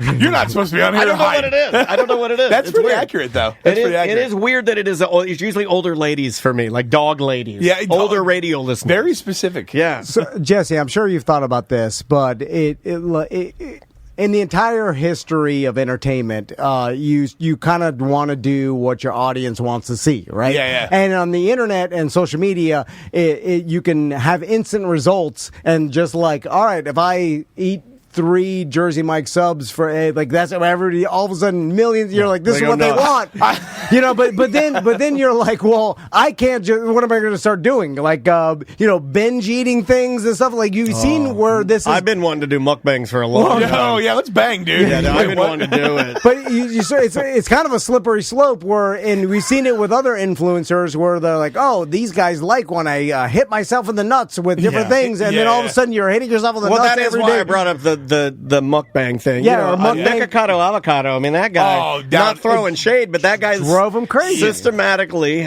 he figured out that if he gets bigger, that he will get bigger paycheck, and he's done it, and it's scary sad. Yeah, that is a. I think going back to this, like the high level of this conversation, there is a line, right? Yeah. And like that, when you cross to that side, where again, I think he's letting them. I mean, he's got some mental health stuff to work through. It does seem that way. And if you feel bad for the guy, but like, look at all the other people that do the ASMR and the mukbang and the food reviews. I mean, I just think sometimes it breaks you, and I mean, it's a lot mentally. I mean, the other thing I'll say. I was on Shark Tank, and my face was plastered all over media, newspapers for the business and stuff, and I got recognized time to time. For sure on that one. I sometimes underestimate the internet. Yeah, when you get 1 million views, that's 1 million people that have seen your stuff. Yeah, it's a lot. And sometimes I forget that. I'm like, you can't comprehend. You really can't. So I'll be at Disney. Like I was at Disney a few months ago. And a girl came up and was like, oh, my God, you're real Jesse Wolf. And I'm like, hey, how are you? Again, like you guys, what's up? When she did that, people stopped and were like, who's this guy? He's famous. And then it started kind of creating a little bit of like, it made me uneasy. Yeah. And I'm like, oh, my God, like I forget. I'm like, why? Like, how do you know me? And they're like, oh, I follow you on Instagram. And I'm like, whoa, that's wild to think when those videos go big, 1 million, 2, 3 million. Yeah. 3 million people. See all those videos and like you're out there. So that's that's kind of hard to process sometimes. Yeah, no, it is, and also when you're doing it yourself without being attached to some media outlet. That's really the key. Then it's a hard thing to compartmentalize, I guess, because, when you're attached to a media outlet, and that's how me and Daniel started, where it's like, you do this show, Monday through Friday. You brought up a good point. It eased us in, I feel like. It does, And it's your old example of an old man dipping his body into hot bath water. And he goes really slow, an inch at a time. Yeah, we got eased into old media, and then now all these influencers are being rocketed out front, and they're figuring out how to handle it. It's like cliff jumping and just belly smacking the water. Is it no different than... It's weird, man. Is it no different than a wide receiver in the 90s getting a $10 million contract at the time, not knowing what to do with it, coming from no money to all the money? That's caused a lot of problems. Going crazy. He's driving sports cars on I-4 at 109 miles an hour, gets pulled over. He's doing all the drugs. He buys 21 houses, and then he's only played for 3 years, and they're like, where's your money? Where did it all go? I got nothing. It's funny, and then we're just now as a society even trying to, I know Florida, hey, let's keep kids off of Facebook until they're 70 or whatever. We're trying, we're just now saying, wait a minute, let's teach people how to do this in a healthy way, and let's teach people what if they do get a bunch of followers. Someone needs to tell people how to handle this. You got to ask them for money. You got to ask them for money. You get a lot of followers. Don't. If you asked them all for $1, you think they'd do it? That'd be interesting. That's always been the one I wanted to try. Is I just be like, come on, let's do this. $1 from everybody. Everybody send me $1. $1. Let's see what we can do here. Well, you know who got insanely rich doing that, but with showing nude pics or sexy pics? It was, what's her name? Catch Me Outside. Rich. Bad Barbie? What was Bad it? Baby? What was the stat? She made $10 million bucks in a day, or there was some. I'll look it up here. And that's the power of this person was known worldwide through this one thing, and she's turning 18 and how gross that is, by the way. And then I'm starting an OnlyFans. I understand you have to say that for the radio. and then semantics. Pay my OnlyFans, and all of a sudden she just got insanely rich fast from some really not that much, showing your nude body or whatever. It's crazy. And so let's talk about that, right? Because me and my buddies went deep down this one night. And we were like, okay, let's say you got that right. You just show your naked body, right? Yeah. That's it. Not full-blown pornography, right? That's no different than Playboy, in essence, right? Yeah. And, if you look at what Playmates got paid in the 90s, when it was iconic Playboy, it wasn't that much money. No. So you take someone like her, right, who's like, hey, I'm going to go, in essence, do my own private labeled Playboy. We were talking would you do it or let your girlfriend, wife, or whatever, would you allow, be cool with it per se if she did it for $10 million? You did it for 3 months, and then you're able to disappear and retire. That was kind of would you do it personally? I think I would do that. I got your number. You want the number? Yeah. Here's the number. And intern has Danielle Bergoli, also known as Bod Baby, reportedly made over $1 million on her first day on OnlyFans. From the Tom and Dan studio newsroom, I'm Hard Drive, the Juggalo robot intern. Thank you, Hard Drive. So $1 million in the first day, but that's an insane. Just one day, and you made $1 million in revenue. I mean, you're a businessman. This insane just doesn't happen. And it's pure profit. Yeah. That's the other part. There's no cost of goods. It's your goods. Yeah. I know. And it's just a post. Through a site, and then and she made a lot more money than that. I mean, that was the first day. But I think she's over $50 million total revenue right now. But something crazy. The business power of something, and then that's just showing your, like you said, nude body. But then it's what else is possible with this? And then that comes the insane pressure, and people start getting wigged out by it. It's and then have to take breaks, and some people are grinding, have hundreds of thousands of followers, and can't figure out how to make $1 off of it. I've seen that too. 20 mil. She's worth 20 mil right now. Crazy. Like, I mean, I've talked to Big Tim, our buddy Big Tim on TikTok. He's got hundreds of thousands of followers, and he can't monetize it really. And it's so frustrating to me because I'm like, there has to be a way. But sometimes huge audience, yeah. So he hasn't found it yet, or whatever it is. It's like for whatever it is. But there's lots of people like that. Lots of them. I see it every day. And that's crazy because a lot of people just instantly think that people with hundreds of thousands of followers are rich. You know what? And I think it's always been this way. We just haven't. I think we've had a bit of a blind eye to a lot of what real celebrities are, because I was watching a clip. You know for a fact that I still subscribe to Howard Stern show. Yeah. And there was a clip they put out like 2 days ago, and it was Sarah Silverman. And it was like, I want to say it was 2014. So like a long time ago, but not really. I mean, 10 years. It is and it isn't. It doesn't right? feel like it, but it is. It was her on the Stern show 2014, no pandemic, no nothing. And she was talking about how a lot of people think she's rich, but she's not. Yeah. And she was talking about how, like, I don't have an agent. I book myself. You know, like, I've been in some of the biggest things you've ever seen. I'm a legendary comedian, but I'm not a rich person. Yeah. I'm not. Yeah. Well, that's subjective. She's probably a millionaire, right? Yeah, but here's what had happened. They had her on the set for like a movie. I think it was one big movie, and she had a big part in it. And then they said, well, she had a stalker at the time. And the court said they advised her. They're like, well, this guy, we're dealing with this now, but you're going to have to hire private security in order to protect herself. And she's like, I don't have that kind of money. Yeah. You know, like she didn't have. She was still living in an apartment. Like she's it was not like, she's not multi-millionaire. I mean, she's still considered like B. A minus, you know, like she still knows everybody, has a cell phone full of, but it wasn't like, I mean, what is she worth?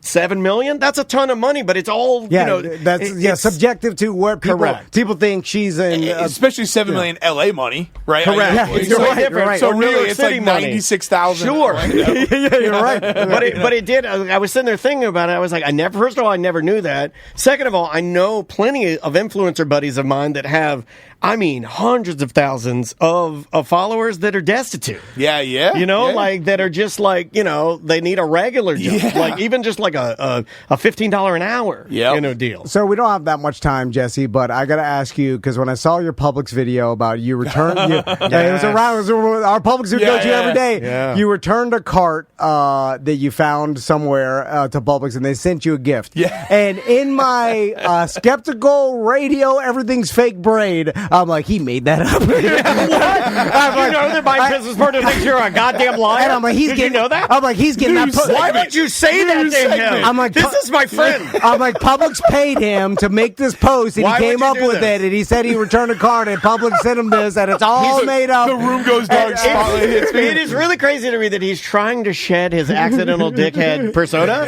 yet you say things like that. You just look at him and you're like, funny. I like it. So that was real. Yeah. So the way the way that unfolded again, it's funny because people are always like, your social media is so unhinged, and I'm like, it is, and I like that. I don't try to be an influencer by any means because like my content's all over the place. Yeah. 3 weeks ago, I'm at a scrapyard like with a claw crushing a car. Oh, and then I'm cool. the next day I'm working out. It's like all over. So I'm on my walk, my morning walk, which I call meeting one. It's my first meeting of the day, and all the way out, on the trail is this cart, huge cart, and I'm like, dude, who does this?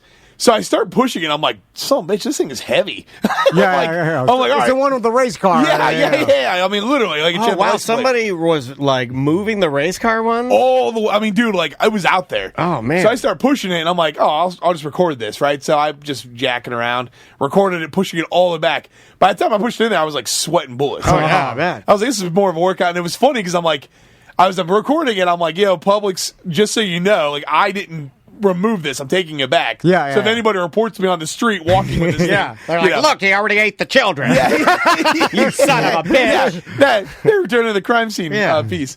And then sure enough, dude, I was like, Publix. I said something like, do I get a free cake or something for doing this? Something like that. So sure enough, Publix is like, yo, thanks for doing that. They saw it. They're like, what's your address? We'll send you something. And I was, all right, cool. I think it was going to be a coupon for, a cookie box or whatever. And then it was this whole swag box. It was really funny. Did you get the Publix Crocs? Yeah, no, dude. They got Publix Crocs. They do. Yeah, I've been wanting those. So I've deemed myself the cart cowboy. And I did a couple more. And people, again. You get a hat? I'm working on it. Okay. We got to get you a hat. You got to give me a hat. Yeah. And a little gun that says bang. Yeah. Or maybe it's a Publix flag or something. Nice. I don't know. I'm an idea guy. Yeah. I like this. We'll jam. Yeah. And then, but your followers are like, next time, get in the cart and roll yourself down. Yeah. We want to see you get hurt. And we want to see you look at the camera and say, I'm Jesse Wolf, and this is big guy in a cart. Hurts himself at a Publix. You'll see me on Cimarron at the intersection of the Wawa. Blow it apart. Well, Jesse, where Please don't hurt yourself. The real Jesse Wolf on all platforms. Man, thanks so much for coming in today. Yeah, thanks for having me. We always love seeing you. Always. And then we had Mark Sawstash in here. We're like getting all these like fun. We're getting the fun influencers in here. It's funny because I was telling Mark and Jesse when you guys were both in the room together, I was like, you have more subscribers and followers than the entire radio station and TV stations are in Central Florida combined. I'm like, and it's so funny that we still have this mentality of like that, like somehow like this is more legitimate than the amount of subscribers you have, which is 10 times or 50 times, 100 times. It's so crazy, and we'll look back in this in history and be like, wow, there's a weird time where like influencers, you know what it reminds me of? 100 times the audience, and then there was some radio guy like, who are you? You know what it reminds me of? Oh my God, I just figured it out, and you figured it out with Cart Cowboys. We are old cowboys that still ride horses and have our guns on. And here comes Jesse and Sawstash in their new automobiles. And then we look at it and we're like, what the hell? Where's your horse? Yeah, where's your horse? Gay! Right? We don't like it. This is a bizarre time. We're shooting at your car. Well, thank you for coming on, Jesse. Thanks, we love you, guys. buddy. Love you too, guys. We'll be back. Welcome to A Corporate Time with Tom and Dan. I'm Tom. I am Dan. Let's do some Weird Job Wednesday. All right, buddy. You have your choice.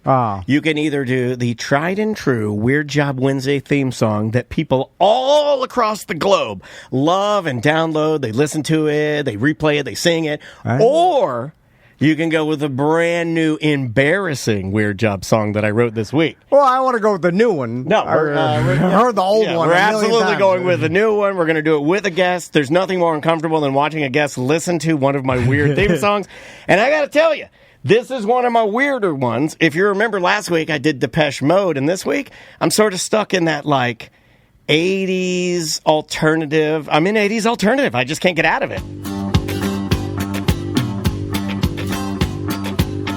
You gotta dance, man. Slam hog in a coma, I know, it's serious. Slam hog in a coma. Slam hog in a coma, I know, it's really serious. You know this song? There were times that I could have murdered her. You gotta do the weird but you know I would hate anything happen to her. Oh, I'm late for my weird job. Do you really think she'll pull through? You think she'll pull through? Do you really think she'll pull through?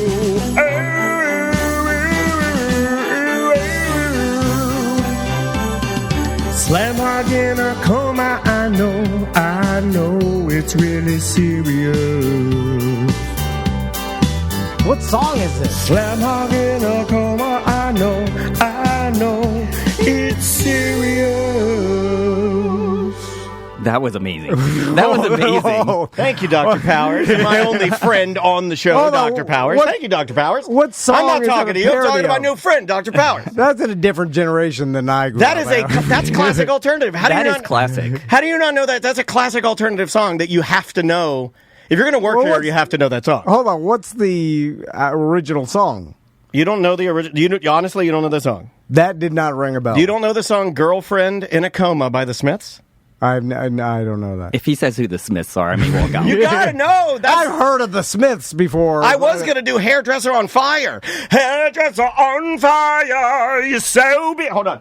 You're so busy, so very busy, blazing clippers. Well. I've never heard of that. Okay. Nothing. I got nothing to work with. I got no clay here. I got no clay here. I got nothing to work with here. A lot of our audience have. That's that's an important part. On fire. But me, I'm the last of the international playboys. No? But all the millennials in our audience, me and all the millennials, This is coming back. I think It's very retro now. It's going to come back, right? Yeah. Yeah, thank you. Totally. Again, thank you, Dr. Powers, my only friend on the show. Dr. Robert Powers here. How you doing? Hey, hold on. Let me give him a low-key blast. It sounds like my megaphone needs a shot in the arm. From myeternalvitality.com. So I will say Dr. Powers is a brand new sponsor of ours. I have personally been talking to Dr. Powers since last year.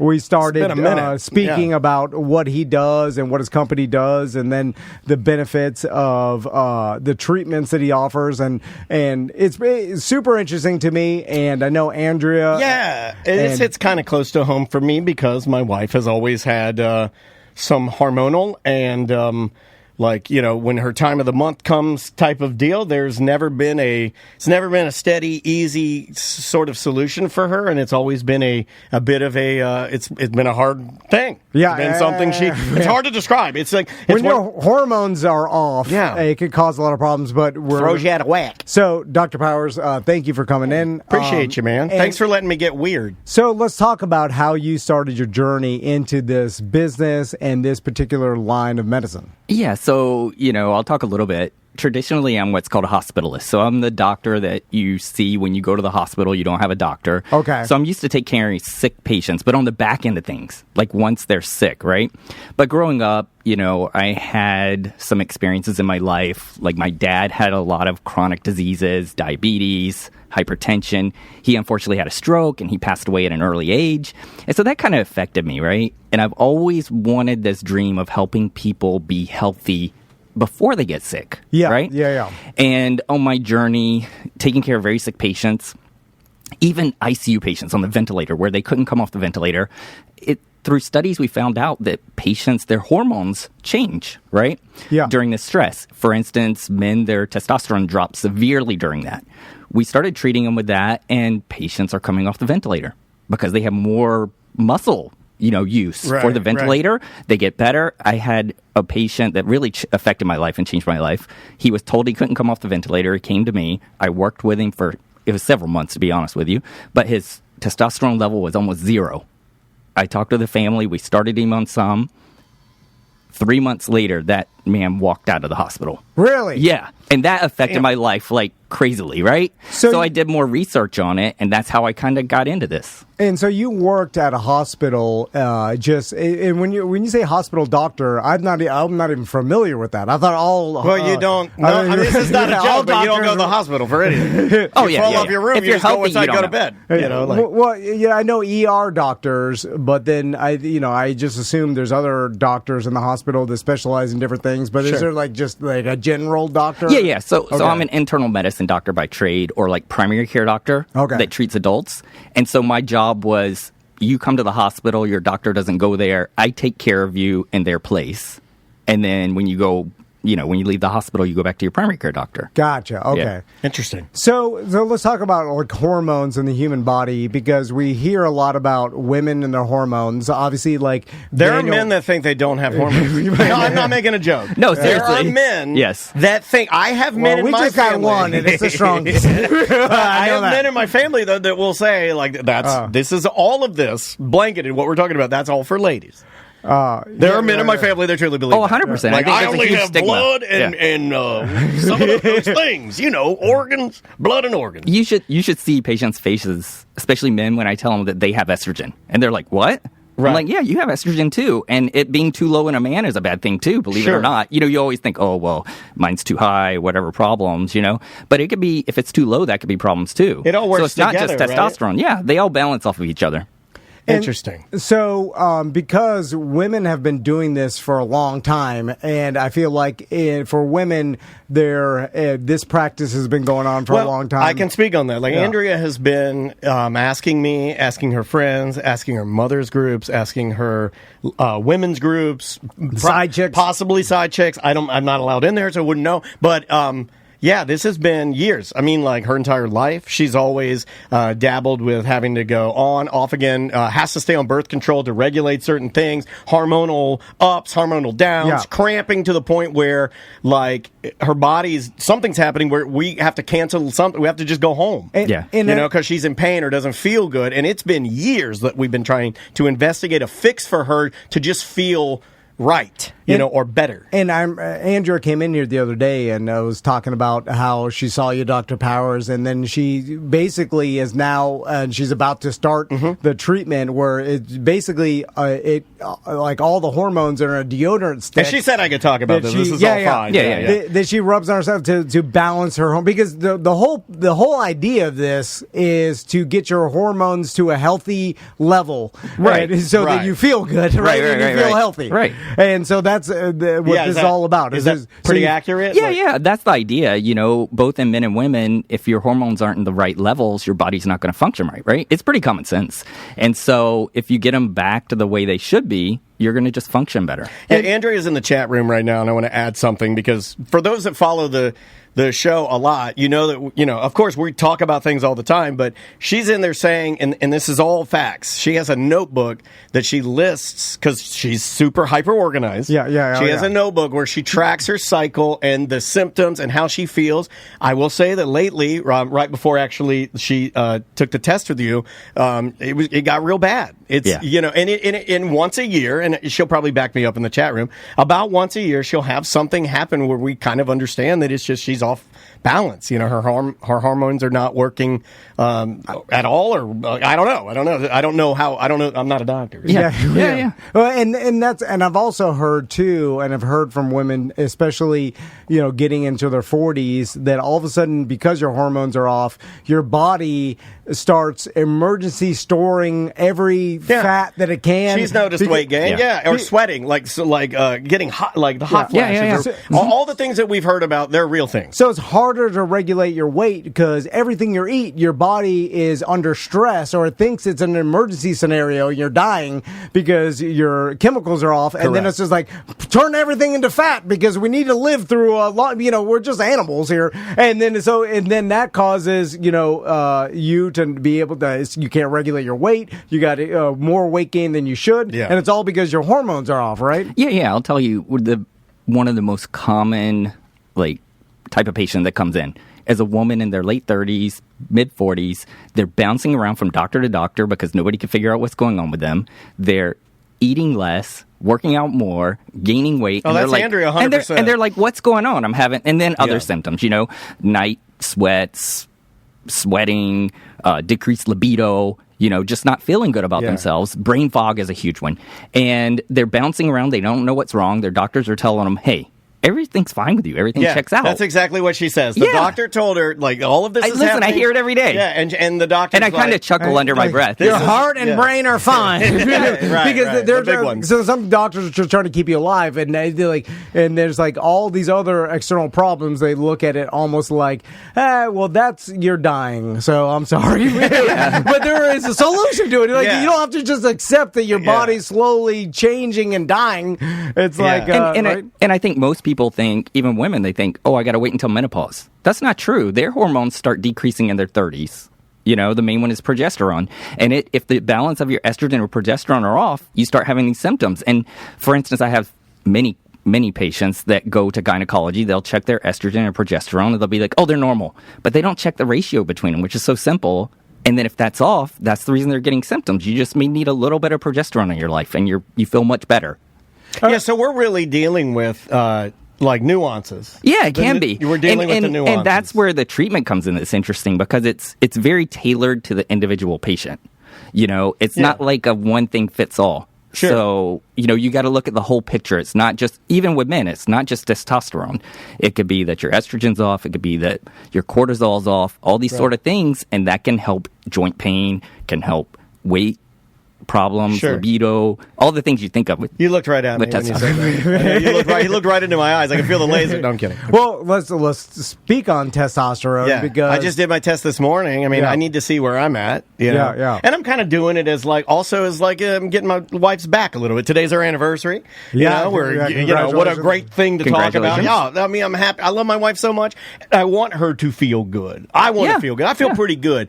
I don't get it as bad. I'm testing mine to see where my testosterone is because it could quite possibly help me gain more muscle mass. You know, I don't know. I don't know where I want to go with this, but I know investigating it is the first thing. I need to see where it's at. And I did my test this morning. Super easy, easy thing to do. Can I ask you a question? Please. Did you feel weird about it? Do you feel like there's a stigma to it for you? Like, does it make you feel like less manly or something checking this? No, and Tom and I have always talked about this because my libido's over the moon. Like, it's never been...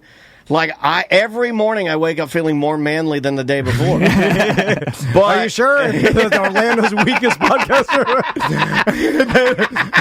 but it's not just libido. It's just other things too, like feeling good. And not for me, but I'm a weirdo. Like he and I overshare.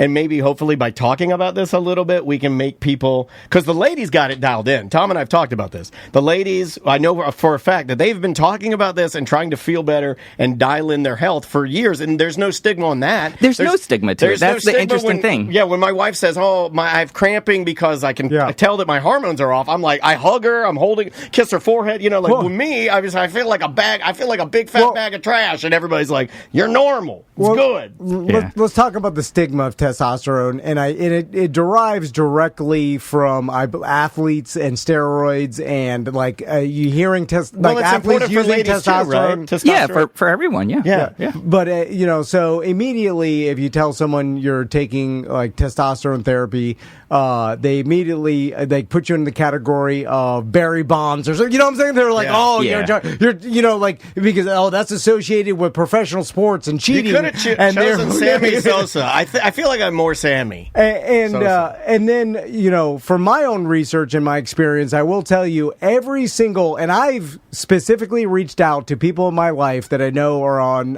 testosterone therapy treatments, and everyone has nothing but good things to say about it. And I'm serious. Like every person I talk to, they're like, feel great, feel better than I've ever have. I would recommend it. And I will tell you the honest truth. The only people that have said they didn't get on it and they needed to were people that said, I'm afraid I'll feel too good. And then those people are addicts. I'm like, you're addicts. The negative is you'll feel too good and never want to get off of it. I'm like, that's a weirdo negative. But anyway, and by the way, I'm not pushing this. Everybody is on their own journey. No, this is about getting your levels. I mean, that's why it's a better example to use like Andrea. And I need to see where I'm going. But for her, we need to get her back up to... she shouldn't be dealing with this every day. I mean, no, you shouldn't. It's debilitating to someone like her that you know her really well, Tom. She pops around. She's happy all the time. Yeah. You can tell the difference. Yeah. You can see it. If you can make yourself better and make yourself more, it really is make yourself more healthy. Well, it's frustrating to her because she thinks she's doing that. She eats better than anybody in our family. She exercises more than anybody in her family. Well, maybe Maisie, but you know what I mean. She's got it dialed in, and nothing is fixed. No, they're like, you got to keep exercising and diet, and she's like, you couldn't get it any better. No, I know. You can't get it any better. Yeah, still gaining weight. That's not right. Yeah. And it's just because your hormones are off. So let's talk about that, Dr. Powers, the stigma of testosterone. I'm sure you hear about it all the time. Oh, yeah. The first thing is the challenge of men actually coming in and being evaluated. Women are much more comfortable with it. For whatever reason, they're very comfortable with it, and they share, and they say, I've been through this whole journey. Yeah, because women are smarter. Let's just be honest. I mean, it's been mainstream for a longer time, too. There are commercials about it. You see them. It's so mainstream. And we know that the hormones start decreasing in men in their 30s. 1 out of 4 men over 35 has low testosterone. Doesn't mean they need treatment, right? But it means they're trending towards it. They may not be symptomatic enough. By the time you're 45, 40% of men have low testosterone. So it's super, super common. And when I say those type of statistics to people in the clinic, they're like, you mean all these other guys have it? And I'm like, you have no idea how many people have this and how many people are on treatment. And you would never know. They look like normal guys. They're not big juice head gorillas or anything. It doesn't do that to you. If you're going to a proper clinic that monitors the levels, keeps it in a normal range where it's safe for you, you don't get the side effects, you get the benefits from it, and you have a higher quality of life. So it's the dare I say, outside of those levels, people that are obviously abusing it like any other drug are the people giving the stigma. They're kind of pushing the stigma a little bit, right? Yeah, I think that's where a lot of it comes from. And to be honest, that's a challenge sometimes with some patients. They want to push the level because they feel so good, right? I think that goes back to intelligence with guys, too. Yeah. Well, I don't think you're going to get a lot of ladies that go in there that are like, I'm going to take this deodorant that's compounded for me. Yeah. It's like a hormonal thing that I'm going to rub on myself, and I'm going to just rub it all over me. Use it all up. Women don't do that. They're not because men are like, more is better. Yeah, we're dumb. Yeah. Well, it's just with anything, abuse is abuse. You know what I'm saying? Like, if you abuse testosterone and you're giant, like, dude, that's like your testosterone's 5,000. You're not supposed to be doing that. Healthy levels are what, doctor? It's more symptomatic based, but, the normal scale is around 300 to 900 or 1,000. So like a young guy, you want him to be up closer to 900, right? Yeah. A guy, say in his 50s or 60s, probably, 700 or 650 or so. If they're feeling good, that's enough. You know what I mean? You want to resolve the symptoms, and then that way you don't get the side effects. It's better for you. A couple comments from the chat room. I'm not going to say the name, but this is obviously from a lady. I lost 18 pounds 2 years ago, gained it all back. Haven't been eating worse or anything extreme. It is all hormonal weight gain. Yep, it is 100%. That's what's happening to Andrea, and I'm going to talk about this on my anniversary. But seriously, she talks about it and she hates it. Yeah, it's frustrating. Well, because it's all chemicals in biology, right? And then that's the interesting science part to me. It is like your brain makes these chemicals to regulate your body at healthy levels, right? And then as you age, your chemicals get off, and now we have the science to make those chemicals right again and make you feel better. And make it easier to lose weight, fix the problem. And then it's like, all right, why aren't we utilizing this? And I think a lot of it is stigma with testosterone because people do abuse it, or they get on the streets like anything else, and then they do it themselves unregulated without a doctor's supervision. And that's part of the service that Dr. Powers offers, is that you're monitoring your blood every quarter or every 6 months or whatever. Like he originally stated, it's only if you need it. And I went through the whole process with Dr. Powers, and your telemedicine is essential with this too, because now once a person's on treatment, then you could telemedicine. You send them the blood test kit. He does it at home, and then you telemedicine with him to discuss the results. Correct? Yeah. I mean, I think the best way is come in, see us in the clinic. We get you set up. We do certain body scans and stuff to see your muscle mass, your fat mass, these sort of things, and help you optimize everything, not just your testosterone. Can you print that out? Like if I went there and you scanned me? I got one. Yeah, you'll see it. Can I see my elevator button? You can. Yeah! I would have just scanned myself just to get it. Is it red? Is it bright red? It proved, like a clown nose. It proved to me my arms and legs had 1% body fat. I have the arms and legs of Adrian Peterson, and all my fat is in my core. Keep it close to the vest. It told me I have 35 pounds of fat just in my core. Oh, you have one of those? Yeah. Oh, man. Those are the great. That's a great equalizer. But it's great. That'll knock their ego down. Yeah. It's great because it shows you, even for the ladies, this is really important because women get so fixated on total weight, right? Yeah. Well, who cares about a linebacker, right, in the NFL? He doesn't care about his weight, right? But there could be a fat guy that's the same weight. It's how your body's composed, right? Sure. So I show these women, listen, as you're on treatment for weight loss, maybe hormone balancing in this, you may lose weight, but we're going to gain muscle some, allow you to burn more calories, and your body's going to get the shape you want. And who cares about the top number? You want the fat to go down, the muscle to be good, and look the way you want.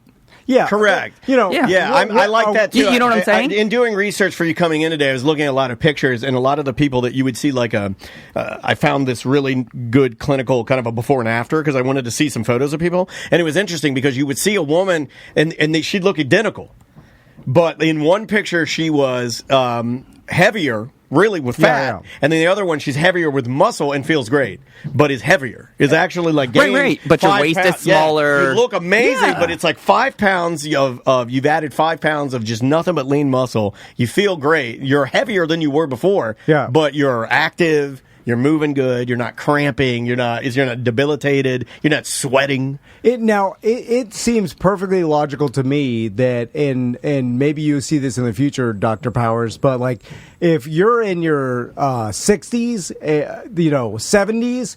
Everybody should be on testosterone if you're a man. Is that, what I'm saying? Because are you seeing that happen? Like, yes. Because you need to gain muscle. Because I will tell you the biggest problem I've seen. I'm 42 years old with elderly people, and is this why you've been telling me you don't support my Orlando's weakest podcaster? Well, it's going into old age with low muscle mass because it's harder and harder to put it on, and it just keeps deteriorating. And people that go, and I've read about. Well, it's easier to sit with less muscle mass when you're just sitting still all the time. Where if you have a person that goes into old age with higher muscle mass, there's decreased accidents, because really lots of people die from injuring themselves because they're low muscle mass, they fall, break a bone, and then they're done. Yeah. And I think that's the majority of old people, that's how they go. And it's like if you can go into old age and hold a certain muscle mass, like you could give yourself 10 more years or 5 more years, whatever it is. If 5 more years... Why'd you go down? Well... Don't go down, go up. Go 10 and then go 15. Well, I'm thinking about 5 more years of good quality of life. What is that worth? It's invaluable. Right? You can't put a price on it, man. All your money. What you're talking about is biological age versus physiological age. Okay. And that's part of the idea is to lower your physiological age, meaning you could take 2 guys that are 65, right? One's real active, hikes, does all the stuff he wants to do, plays pickleball, goes around, does this stuff because he's in good shape, right? Versus a guy that literally is in the nursing home, right? I mean, you could be that extreme. And you know what's weird too? If you show someone that is like on testosterone and biohacking his life, right? Right. And let's say he's 70 years old and he's muscular, he looks ripped and whatever, and then you'll point at that person and be like, look how good this person, and then be like, the person will be like, yeah, but he's on testosterone and all this stuff and whatever. The other guy that doesn't do anything, he's more natural. So therefore, in my mind, he's more sitting in the lark. the guy that's in the lark with this 50 pounds overweight, like he's gonna die earlier than the testosterone with diabetes and hypertension. Yeah, it's like that's going to kill you way faster. What are you talking about? But for some reason, people's minds are like, oh, it's unnatural. It's not God's way or whatever. It's like, what the hell? Look at look at Jeff Bezos. See, look how ripped he is now. Oh, you can see it. Look at every rich guy. Most, I don't even go rich guy anymore. I mean, I think most celebrities. Everybody, look man. Look at Jake Gyllenhaal. Good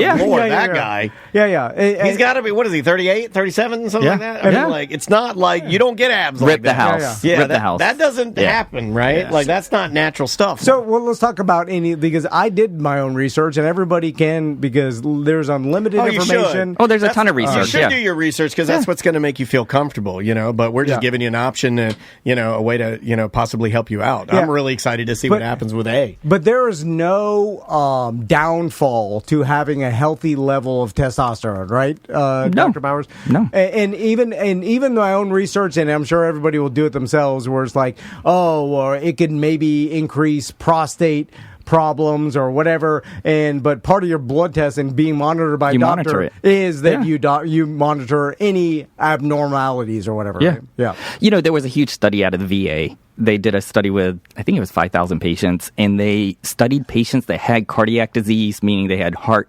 attacks, they had bypass, and they actually tested the patients that were on testosterone versus the ones that were on placebo or nothing. They had the same incidence of outcome, meaning they had the same exact statistics for heart attack, heart disease afterwards. So that means it's safe. That's the first part about it. The second part is they looked at the same group of patients, the ones that weren't on testosterone versus the ones that were. The ones that were not on testosterone had twice as many heart attacks and death than the ones on it, as long as they were in normal ranges. Because having low or abnormal hormones could be bad for you long term. Yes. Yeah, and so, a lot of people don't realize that too. It's like, oh, my testosterone's lower, I'll deal with it. Well, that could be unhealthy for you over a long period of time. So, it's worth getting it checked out. And again, myeternalvitality.com. Dr. Robert Powers will be glad to talk to you. It's super easy. I did it this morning just to take my test and he sent it off. He's offering a discount to Tom and Dan listeners, a BDMs, if you do talk to him. But I would suggest... The BDMs probably know. So. Yeah. Everybody got something in their BDM, shirt package. So, but also, it's just good to know about your what your levels are in your own body. Especially when you get in the middle age, it's good information to have because if I've seen you be inspired by all of this. Well, I'm seeing all these people. They're just testing themselves and seeing what they're, how healthy they are, and it's like, all right, now's the time to get as healthy as possible, have the best quality of life for the next 30 years as I can. I'm saying, that's if I'm lucky enough to live another 30 years. Yeah. But you want to take a couple questions from the chat room? Is that cool? Christine says something interesting. She says, I wish there was more of a focus on your mental acuity as a result of HRT instead of just weight loss and abs. No, there is. Yeah, it does help your mental acuity. And it does help fogginess. That's one of the... So probably the top complaints for women coming in is one, unwanted weight gain, fatigue, and then brain fog. Those are the three big ones. And maybe libido, fourth one. So it focuses on all of them. And your different hormones kind of affect different ones. So we look at all of them and come up with a comprehensive plan for you to get you, as healthy as you can be. That's my goal, is to get people healthy, really. Yeah, healthy and feeling good and living a best quality of life. Makes perfect sense, and I think a lot of people can benefit from this.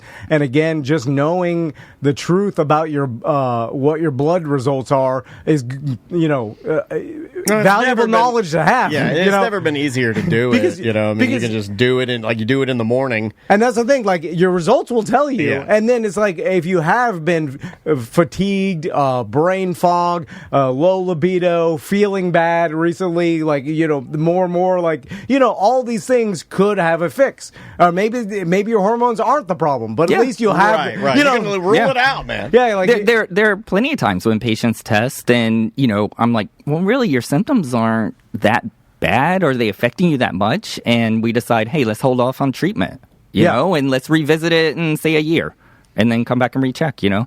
So it's nothing's written in stone, but I think it's good to kind of explore and see where you're at, and then see your options. Yep, 100%. Love it. Well, Dr. Thanks Powers, for the time, man. Very nice to see you. Thanks for coming in and chatting with us. Yep, and again, myeternalvitality.com. We're going to take a quick break. Yes, sir. We'll be right back with more Corporate Time. Welcome to Corporate Time with Tom and Dan. I'm Tom. I am Dan. Deborah and Joe are here from Fairville Omega Store. Yes. I would give them a blast. Let's see if this thing works today. No, it's really bad. That might be more appropriate. It's really bad. It's really bad, but it's pun intended too, because when your batteries go low in your devices, right? So you're not going to get the big O. Well, now they're rechargeable. Yeah, that's true. This is what is this from the 70s? I think this was Burt Reynolds. Anyway, thank you guys for being here. Fairville and Megastore is the topic. That's the game. That's what we're doing. You think I'm going to have to explain to my sons one day that we used to use double and AAA batteries and explain what that means? Do they not know? Everything will probably be rechargeable. They really don't know? No, they know now, but I'm saying when they're older, like in their 20s, they'll be like, we used to use double and AAA batteries when you were a kid. They're like, really? See, but I'm like, we're old school. I got Spectrum. I still got cable. Yeah. So my daughter knows what batteries are. We might as well be Amish. Like, she knows what a Spectrum remote is. She knows the batteries go in it. She knows to steal batteries out of it for the stuff that she has. She'll go straight to our remotes, pull the batteries out of the remotes, and put them in some dumb magic mixie. That's it's like a cauldron. Remember the smoking cauldron? Oh.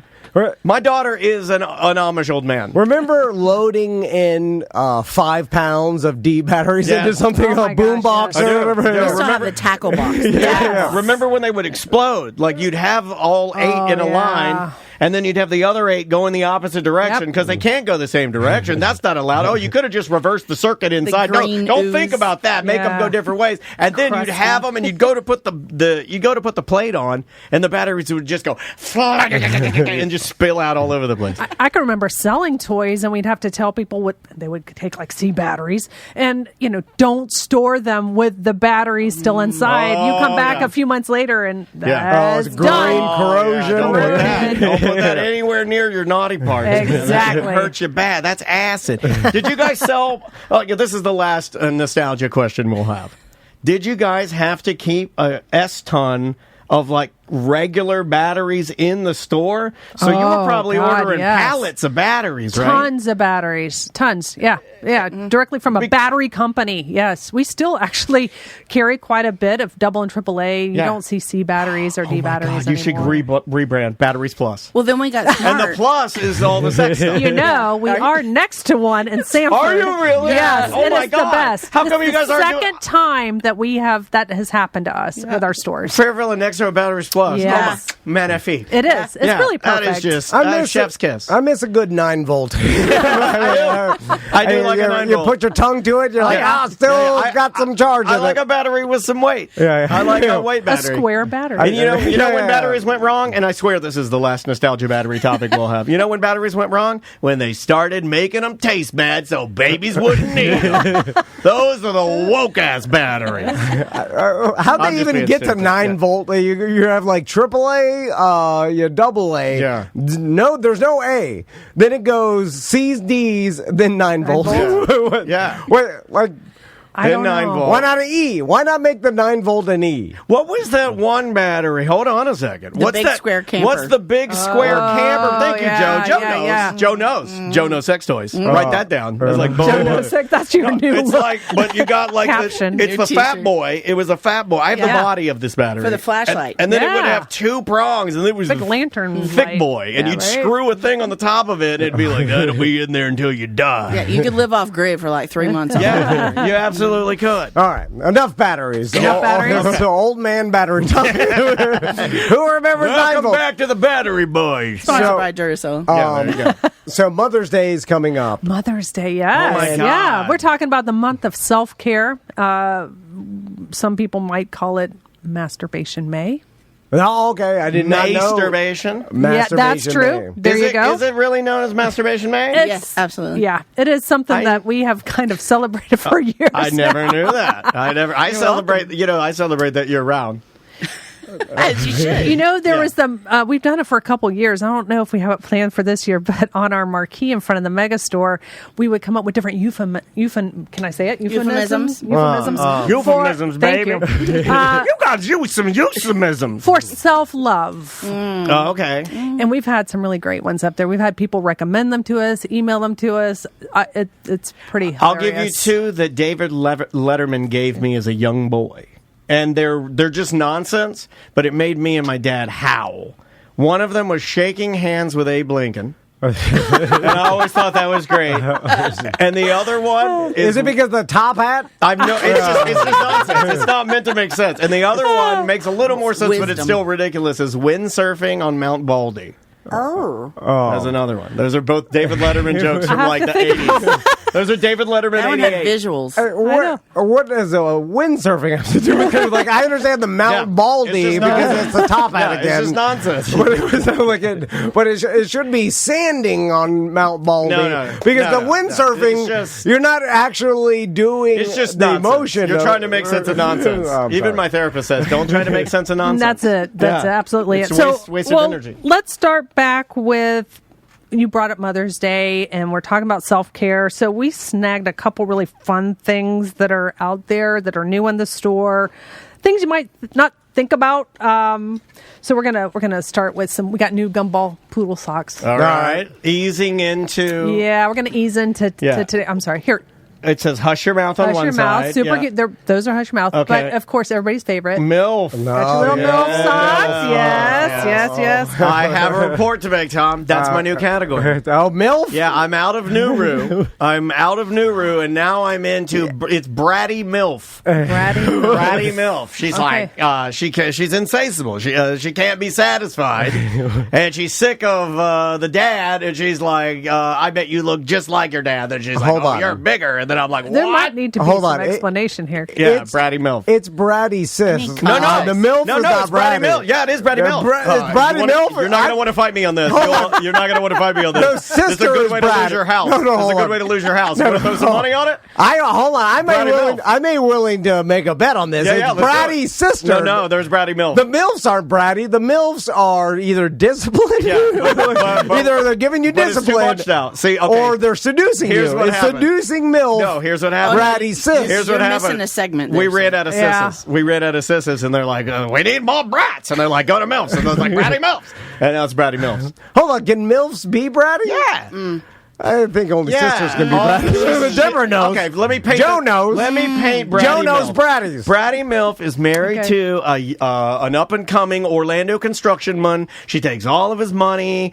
She's got some Salt Life. He's got Salt Life stickers all over the back of his truck. He's making tons of money, and he's never home because he's always out babysitting the jobs and with the boys and doing that sort of stuff. And he's into MMA and jujitsu, and he's always jujitsu. It's a family, and that whole thing. And then they're doing all that. Then she's at home, and then she has this new stepson, and the new stepson's always laying around and playing with AI and just goofing off and playing. Well, that's where the discipline comes. No, the bratty MILF is like, I'm only with your dad because of his money, and he's impotent, and he's asexual, and I think he's gay. And then the son's like, I'm not. She's There's like, a I bet lot you're going bigger on than your here. dad. Pull him down in the kitchen. And then, Okay, all right, yeah. Well, that's getting into... That's bratty MILF. I just described bratty MILF. That's a little bit of a cuckold. Well, you are a connoisseur. Tom is a fancy man. Anyway, sorry, Yeah, continuing, Deborah. Joe. Wow, socks. Where do we go? Yeah, the socks were great. Okay. We also brought some. I think we just opened up something really cool. Oh, from the chat room. From the chat room. The Bratty brand is expanding. Dan is right. Thank you, perverts. Well, Yeah. Okay. they're wrong. No. You don't want to put money on them. A MILF can be seductive. A MILF can be bratty. disciplined. No, a brat can be anybody, dude. I don't know. Anybody can be a brat. A stepsister got to be a brat. Dare I say you're acting a bit like a brat Sister right now. brat. Yeah. No, a MILF can be uppity. Well, but that kills the brand. If it's bratty sis, then you want to go with the branding. It'd be bad branding to go uppity MILFs. You got to go brand. You got to go like bratty MILFs to keep the brand going. Yeah, I'm just saying they're getting away from the roots. And He's a traditionalist. I don't even know bratty He's a sis. You are a Yeah, he traditionalist. is. Conrad. Deborah knows this. Yeah. Deborah knows you are a traditionalist. Yes. Okay, we'll leave you're it at branching that. out into areas you don't even understand, Okay, bratty sis. He's mad, but that is fair. I have to. That is fair. I respect. I would shake your hand right now. That's fair. I'm sorry. That's fair. Sorry. Back on the gifts. Yes. Right? I brought dry body oil from High on Love, which is it's a hemp-based product. Okay. Really great for after bath. I think they also make a really nice bath oil that you can put inside the tub. So listen, you don't give us have a sample to. of this, did you? I think I brought some other products that they make. They make Those are candles and all kinds of really cool high-end stuff. So, it does... You can make this nice. Yeah, That's a great Mother's Day gift. And the packaging is spectacular. It looks super Right? elegant. Super in the bathroom. giftable. Yep. And it's stuff you can't really find other places. Yeah. That's No. what makes it truly unique. These are like sort of like one-off brands that only Fairvillain knows about and has been working with for many, many years. So. Don't do what I do, which is I stop. I forget it. So I'm the bottom, I believe. I forgot. I panic. It's Mother's Day. I go to Winn-Dixie, and then I walk into the flower area. Hey, the beef people never let me down. And then I look around, and then I'm like, oh, they jacked up the prices for Mother's Day. Maybe I'll get her an old cake. And then Don't do that. I get some tulips or something. I'm like, Happy Mother's Day. Or Right. Stop Yeah. at Fair Villa. All the Fair Villas carry High on Love. There you and go. Get a really nice gift. And what's nice about this too is the scents are so light that's not overpowering, and it truly will impress the person you love. It absorbs into the skin. It's good. My wife's in the chat room. That wasn't good. All right. Moving on. All right. Yeah, we're not getting an old cake this year. Yeah, no old cakes. My dad used to do that. He'd go to Winn-Dixie every afternoon, and he'd look for the old cakes and the misspelled cakes. Must sell now. And he'd eat them in his lazy boy alone watching wrestling because that's what men want. Well, so this one I'm super excited about. Yes. Actually, no, I'm going to pass it over. What is this? So I just discovered this line. Actually, we just had Earth Day that just happened, right? Nice. So this is the Gaia line, which is for the eco-friendly hippie mom in your life. These are spectacular, super sweet, super soft. They're all shaped preciously, travel size, come in this adorable little bag, super easy to clean, carry in your purse, and have a remote. Oh, good Lord! You get a remote with that? No, they have a eco-friendly cord. Oh, I just came up with an idea. Oh my God! Yeah, this is cool. Isn't it cute? Look at that guy. They should do an Earth Day celebration where the only people they invite don't care about the Earth. Write that down. Are you paying attention? Yeah, that's a moneymaker. So this is. Does that go? Can that? That looks like it would rest nicely on the. Yeah, correct. It's shaped like a tongue. It goes in. Like a precious petal is what it shaped. Okay. It's a petal. You were pressing it like. So see, he was those pressing flowers. the button like a spaceman that didn't. He's like, open the goddamn hatch. Now this one's super fun because it's again a very precious shape, but it comes with a pop socket so you can hold it. Oh, a pop socket. Yeah, What? it's got a nice little built-in shape, a little heart, and you just slip your fingers in there. And it's got a pop socket on it. Yeah, Oh my yeah. Okay. So when things get all slippery, you still have leverage. Whoa, Joe. Completely rechargeable, compostable. I mean, it's made from a bioplastic, so Oh, wow.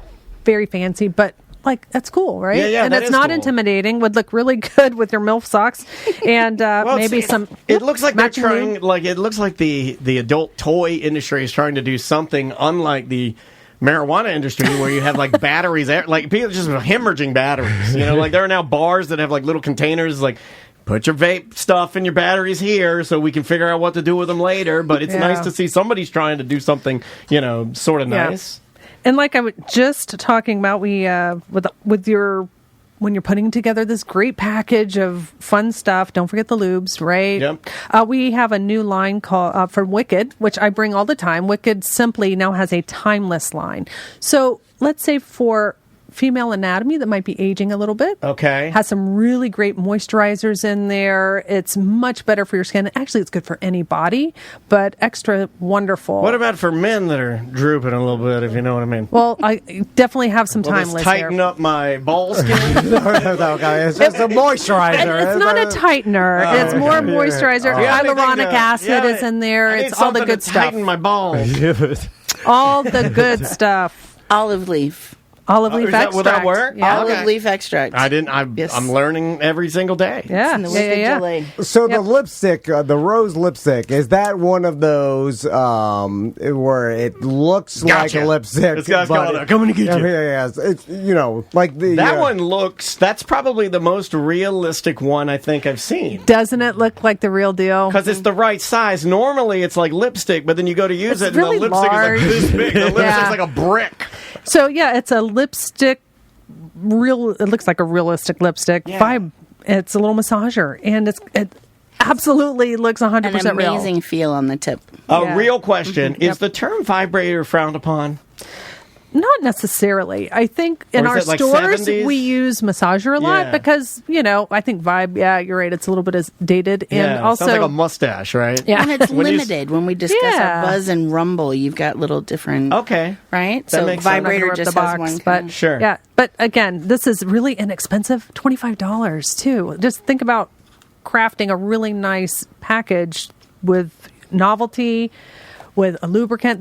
I love Uberlube. Uberlube is actually a silicone-based lube, but it's a travel size. So, wouldn't this be great? You're going on a little trip, maybe take somebody, There you go. you love Little to the lipstick, beach little for the case. weekend. Yeah. Yep. You could Nice even little case. unpackage it and put it in a tiny little bag. There you go. for the bratty MILF in your life. That's right. That's going to be our new tagline. Yeah. When you said Uber Lube, I imagined you going on an app and you calling some stranger from a different country to show up at your house and lube you up onto my wife. And we're like, okay, I got this. Like, could you please turn off the Maroon 5? It's too loud, sir. The last Uber I took, the man had the best of Maroon 5, loud as it could be. So I noticed you have some books there. We do. This is exciting. We now have a smut section in most of our stores. Did you see Tom look at you like a Frankenstein? He's like, now what? Shied away. Okay, what is in the category of smut? Well, like, he held. How do you want to define that, Joe? Her rock hard nipples pressed against his bosom. No, we can't say. You can't say that. That's just normal. Everybody's got those, and that was not sexual. I hadn't gotten to that part If you're having trouble coming up with a date night, light a candle and read to one another and encourage the rest of the evening. That's what smut's for. Or it's for the woman laying in the bathtub enjoying the bath oil and divulging in her own fantasy. Yeah, and then she scoots up under the tub. I've seen that. Or uses the pedal. Reading to my wife does not make her hot. It makes her feel sorry for me. And it also makes her question who educated me. Reading the wrong things. Javier asked the heiress to drop her nightgown to the floor. He was excited like never before. There's always audiobooks. Always audiobooks, yes.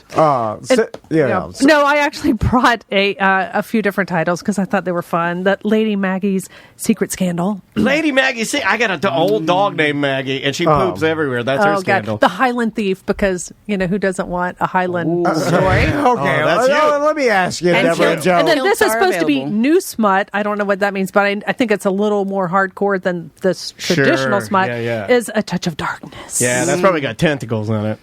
When you got tentacles in there, whoo, you're cooking with Crisco, buddy.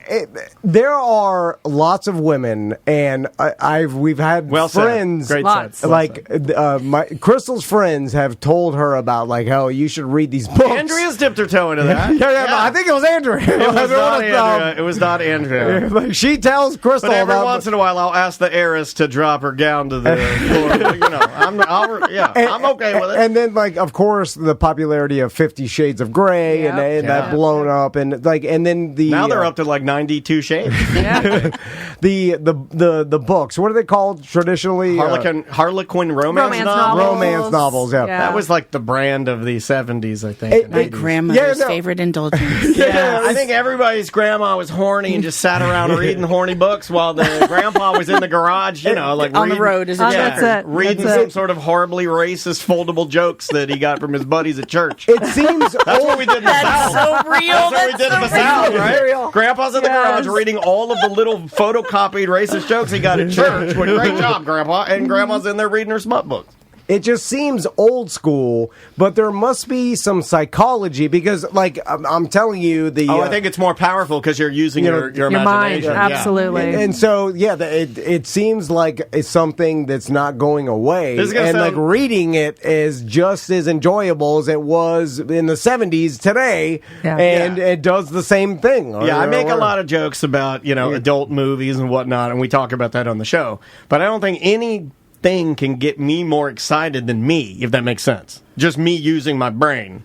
No, really, your brain. I need the movies. I have to have the movies now, and I have to have it HD and weird. It gets weirder and weirder as I get older. I imagine when I die, it's going to be insane.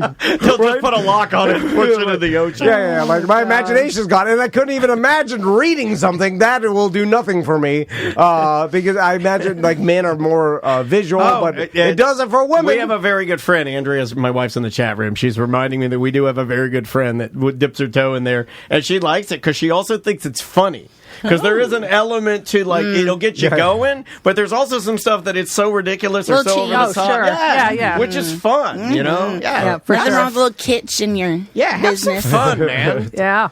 So I would give anything to just listen to you read 3 paragraphs to your wife. Would you like to start now? Can I flip through one of them? Absolutely. Let's go with Touch of Darkness. Here, touch of Oh, that one's supposed to be the really. I don't know if you're going to be able to get. I'll try and Here, find. You'll try. We'll If give not, you we'll the give you. Highland Thief here dancing. Yeah, let me see here. I need Joe.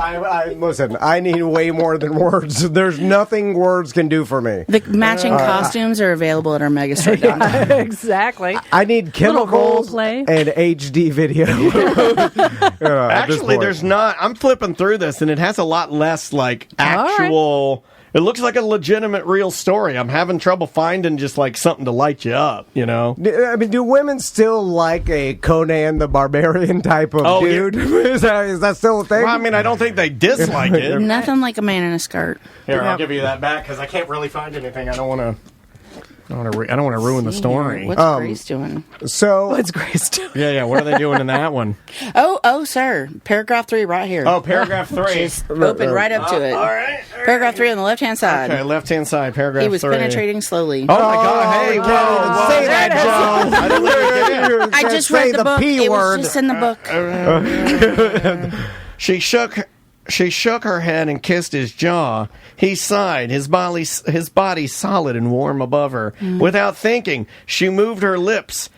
Well, I got to stop there. I'm going to give you that back. And the rest is in your mind. Yeah. And the fantasy begins. Yeah, Yes. there you Yes. Anyway, I think I can read this whole thing. Nothing would move at all. Anyway, Okay. So, Well, UFO. I saw that. I did bring the UFO. Yes, because self-care is not just for women. No, right? No. Right? And this is the number 1 selling. Is that unidentified fapping object? Is that what it stands for? Should be. Yeah, it should be. All right, so And it's by the Hung Company? These people in their Is that- names, yeah. they're crushing it. inside the box it says Department of Homeland Security. Oh, I see that. Homeland Absolutely. I Security, love that. Yeah. So it doesn't have any kind of an. I can show that. Yeah, you're good. It's Okay. just That a just looks like the hole. Michelin Man's beehole. It doesn't have a real list. Stay Puft Marshmallow That's Man. what I thought too. Stay You know how old the Michelin Man is? It's like from the 1800s. Yeah, he's an It's old weird. man. Yeah. There's an actual human with some weird tire, like white tires all over him. I saw it on Facebook the other day. And I'm like, the Michelin Man is from 1870 or something. Because tires used to be white. But it's before tires. I'd rather have white tires. I think they'd be cool. So what do they do? Anyway, Tires? Oh, there. It's before That's cars. stupid. Anyway, sorry. I only know about this. So this actually vibrates and has suction. Oh, Lord. And Is this like an upgrade for the auto blow kind of a well, I mean, it's more of a handheld item. Oh, my God. Yeah, You excellent. should. Put, You can. yeah, put a Dude, few put fingers that- up in there. Put that, maybe. no, I'm No, good. I'm Put not that on good. your palm. Put that on your palm. I'm Put gonna it feel flat on your inside. palm. Yeah. Put it on your Can palm. I feel it inside? Yes, Okay. absolutely. You should. Do it. Okay, here we go. I gotta put this on Twitch. Yeah, put it low. Run it low. Run it low.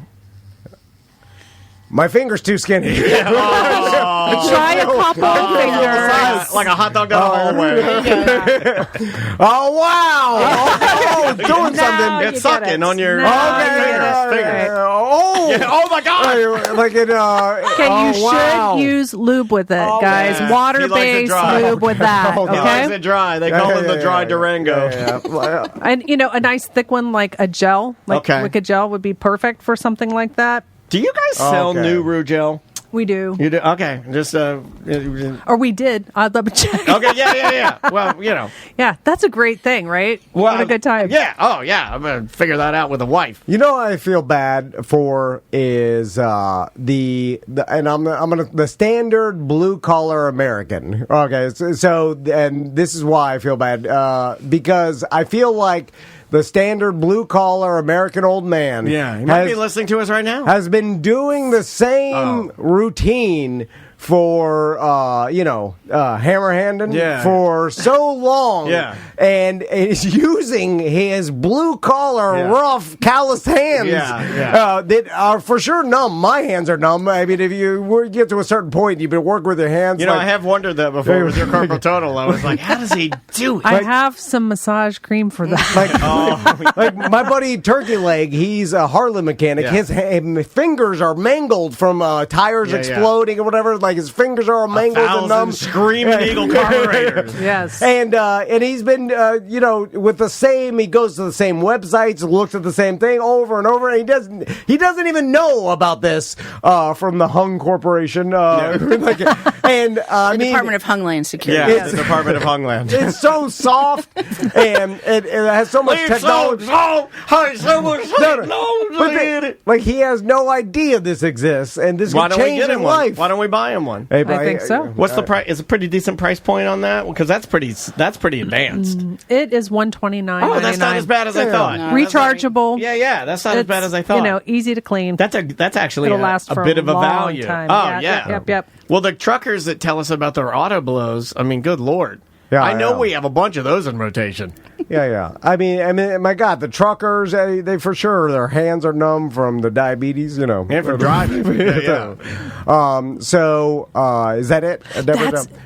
Yes, but there's so much more at the store. Yes. So, Fairvilla Megastore, of course, the biggest location on OBT, the original Fairvilla Megastore, and now they've expanded to so many different locations. Don't sleep on Sanford. That's a great location. Yeah, Sanford location. I mean, of course, one on the coast. You've got one on iDrive. You got one in East Palatka now. Yes. You got, of course, Key West location, Kissimmee and Secrets Hideaway. Yep. So there are multiple locations. Fairvilla.com is the website, and follow them online and social media at Fairvilla Megastore. Easy to find. Joe, Deborah, thanks so much. Thank you so much. We'll see you guys again very, very soon. We'll take a break and come back with more A Corporate Time right after this. Welcome to A Corporate Time with Tom and Dan. I'm Tom. I am Dan. On the line with us right now, he's going to be at the 17th Annual Hurricane Party, Saturday, May 18th. There you go. You can get your tickets at drinkatwestend.com. Again, that's May 18th. Steve Jackson from the Pie Tasters is on the line. How you doing, Steve? I'm doing great. Thanks for having me on. How are you guys? Man, we're really good. I really do appreciate your time. And in preparation for you being on the show, we're deep diving, reading. And I found a tidbit that I was surprised I'd never heard before. And Tom and I were kind of like freaking out about this because we're also huge Howard Stern fans. And I think I remember a time when James Brown was on Howard Stern. And was he lamenting about how he thought you guys were like his favorite backing band? Was that like a real thing that happened? It's hard to believe it, and I still have to, pinch myself remembering it. But yeah, we backed him up in the early 2000s. He did a series of holiday shows, and Lenny Kravitz's band played one show, and Dave Matthews' band played in Philadelphia, and good old Pie Tasters got to back him in D.C., and a few weeks later, he was on Howard Stern, and Howard was trying to get him to talk about the other bands, and he kept going back to his boys, the Pie Tasters. So it really is quite amazing. But it's freaking amazing to work with. I mean, like when I think of a soul band, which, yes, you guys can play that. When I think of like true rock and roll and just Motown and all of that, yes, you guys can cover all of that. But how do the Pie Tasters, a band that I've seen, a band that, a traditional, third wave ska band, how do you guys back up, how do you become the backing band for, I'll just say it, the greatest soul, singer of all time? Yeah, we had been on tour in Europe, and every night after the concert, we'd go out to the bus and listen to Live at the Apollo and fall asleep. And then we got home, and about a week later, the local alternative station called, and we thought they were pranking us and said, this is what's going to happen, and Mr. Brown doesn't want to bring his band. And we said, well, of course we can do it. And we sent some karaoke versions overnight to his people in Augusta, Georgia. And a few days later, he and his guitar player were at this little studio that we worked at. And we learned when Mr. Brown, moves like this, we play this part of the song. And when he points over here, we play the bridge. And it was just incredible. And what a great entertainer! What a great guy.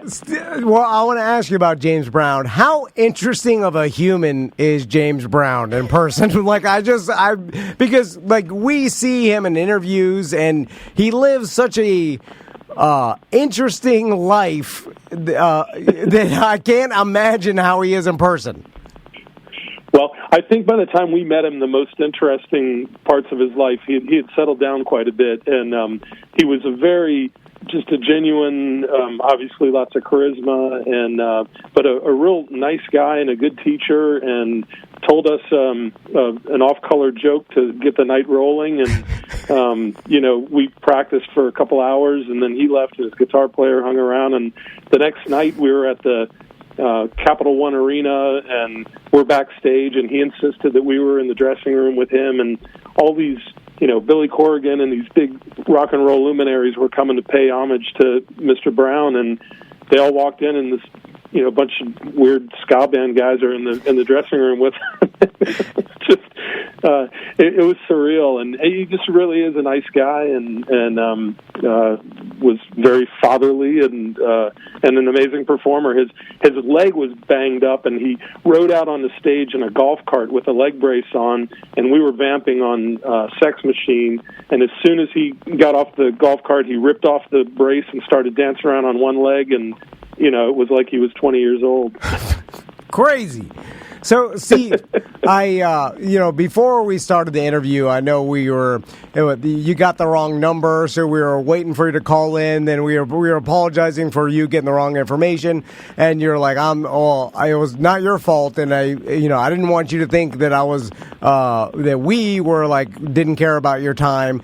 And what's funny is every musician we talk to, and this kind of Steve-O said this one time about skateboarders, professional skateboarders or people that are good at skateboarding. Yeah. He's like, well, there's one thing they have in common is they worked their ass off to be this good, and they grinded it out until they were. And there's no way what blows my mind do this without being that. What blows my mind about Steve too is it's a 10-person band. I mean, you're doing it with a gang. Yeah, and then so there's no way to become successful as a musician in a band without grinding and working your ass off for years before anything takes hold. And so every musician that I know is a salt of the earth, humble, great work ethic person. Regular, like a regular person. Yeah. Because of where they are in life, it means that you worked your ass off, and so therefore I kind of know the type of person you are. So you think I'm right about that? Is most musicians, especially that achieve success, they all work their ass off.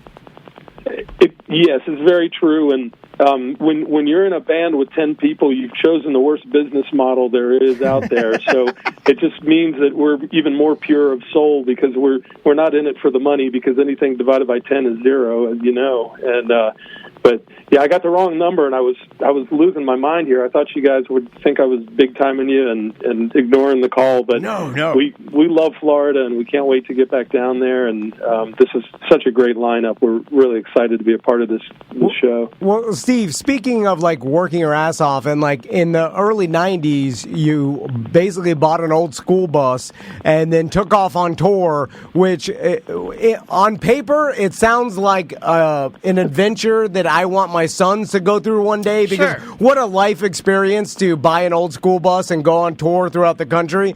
Although if they told me that was their plan, I'd be very upset because I'd be like, this is the dumbest thing I've ever heard of, because this is going to be horrible and it's going to be a lot of work. So how was it for you?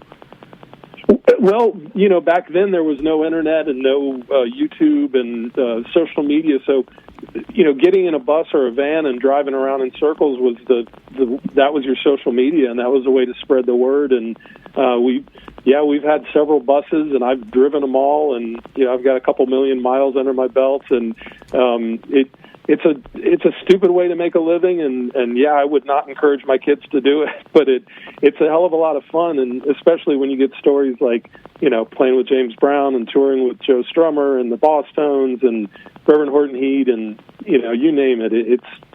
You can't buy that kind of fun. Well, I mean, you got to go on tour with the Boss Tones in 95, 96 with Impression That I Get. I mean, like that, it doesn't really get any bigger as far as I know a lot of people that was their introduction to ska. I hate to say that. I'm 47. The most popular time of ska. Well, in recent times, I mean, I had heard of ska before that, but then again, you had two, Tom. You were punk rock guys, and if you were punk rock guys, you knew what ska was way before it hit radio. So what was it like going? I mean, you're with the biggest ska band in the world, running around, North America, Europe. I mean, how long did you tour with the Boss Tones? Yeah, we, up until the last few years, we've been playing shows with those guys. They took us under their wing. They're our big brothers, and we were about to break up, and Dickie showed up in Providence, Rhode Island, and bought us a pitcher of gin and tonics, and that's the first time I've ever had a pitcher of gin and tonics. But he said, I didn't know it came in a pitcher. Yeah. Well, it's a different kind of party, I thought it was water, but it convinced me. And he said, we've got this album coming out, and we want to take you on the road. And shortly thereafter, we signed with Hellcat Epitaph, Tim Armstrong's label, and it was, it was incredible. And we got to learn from the best, and we drove around Europe and America and Canada, and it just being on those shows was amazing. And it was, Beck had a big album, and they were doing shows with Beck on the off days when we were on tour with them. So it's just a crazy, surreal experience. And I wouldn't trade it for anything in the world. That's killer, man. Didn't Dickie Barrett convince you to not was there a time you were gonna give it up? I read that, and he kind of convinced you to keep going. Yeah, that was Providence. We were playing, pretty much farewell shows. We were winding it down, and he showed up and said, "No, come on, give it a chance. We've got this record." They had been building their name and reputation for years, and we knew them and we knew of them, but nobody expected ska to hit as big as it did when Impression That I Get hit, and No Doubt hit. Sublime was, running things at the time. So he saved us, and we wouldn't be here this day if it wasn't for Dickie and those guys bringing us out on the road with them. Is it true that in Gainesville one time you were maced in the face mid-song? Oh, boy. Yeah. That was, we were canceled before anybody knew what canceled was, and somebody took offense to some lyrics and was virtue signaling to some woman that he probably never got to get with, and thought that assaulting the band would be a good way to get over with her, and so we had to show him a thing or two while they played some instrumental music, and it was not my happiest moment, but sure. We've got plenty of great memories of Florida, though. It's such a great state. You can tour for 10 days and never have to drive more than 2 or 3 hours, and it's just a great state to tour in, and it's good always to hear has that. been and always. It's really good to hear somebody say that, because honestly, Steve, most people that call our show, they're getting to Florida, or they're skipping Florida, or they're not coming here because we're wild animals and people hate us so much. Steve, man, I'm laughing because this person's listening to the Pie Taster. No, he didn't like the lyrics of the song, which is art, and he sprayed Steve in the face. Yes. He's like, "What? Hold on. What did Steve say for the Pie Tasters and their ska song?" Yes. They said some sexist comment. I'm going to spray him in the face with the bass. Yeah. Who even thinks that way? Well, it's like if you take the song "Date Rape" by Sublime literally, and you go up and you start slapping the lead singer. Yeah, you start slapping him. Yeah, he's celebrating date rape. I mean, that's insane. Oh, why were they even at the show anyway? I'm sorry. I don't know why you would pay money to be offended, but hey, look at what people do now to be offended. All right. Oh, sure, without a doubt. Steve, last question, and this is it, I promise. In your opinion, what's more important, the trumpet or the trombone in ska? Oh man. Well, Carlos is going to hate me, but the trombone is and maybe that's a personal relationship I have with Jeremy, our trombone player, but I still think sax is the most rock and roll of the wood or the horn instruments. Sure.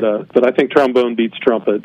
Okay. Listen, I will agree with that, even though I played trumpet when I was in middle school in my ska band. You know what's up. Yeah, but the trombone is because he was in a ska band called the Heterosexual Lesbians, and he would skank to the beat, and he'd hold his little trumpet, and he has checkerboard socks on, and he skank.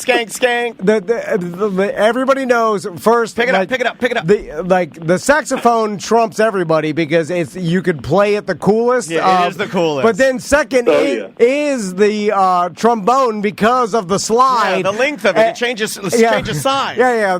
We got this little stubby trumpet, and we got the back and forth, but that's it. With the slide, it looks cooler. Or the side sax, So if you're gonna have two brass instruments, saxophone, trombone. It's like the trumpet. I would take trumpet players, Steve. I would take trumpet players more seriously if they had two trumpets in their hands, like one in each hand. If they got one in each hand, then it makes more sense. Anyway, and then El Jefe started playing old trumpet with no effects. That helped you. That helped your cause. Yeah, but it was more punk rock than ska. Flea from the Chili Peppers. He plays trumpet. Helps your cause. Yeah. Sorry, Steve. We got on a tangent there. Yeah, May 18th. No, I didn't mean to cast any aspersions on you. It's the 17th annual Hurricane Party. Drink at westend.com for tickets. May 18th, 2024. Steve Jackson, the Pie Tasters. Thank you so much for your time, sir. We're sorry about the hiccups earlier, and we can't wait to see you in Sanford. Thanks so much. I look forward to seeing you guys. I really appreciate it. All right, to talk to you. Good to talk to you, too. Take care. That is Steven Jackson of the band The Pie Tasters.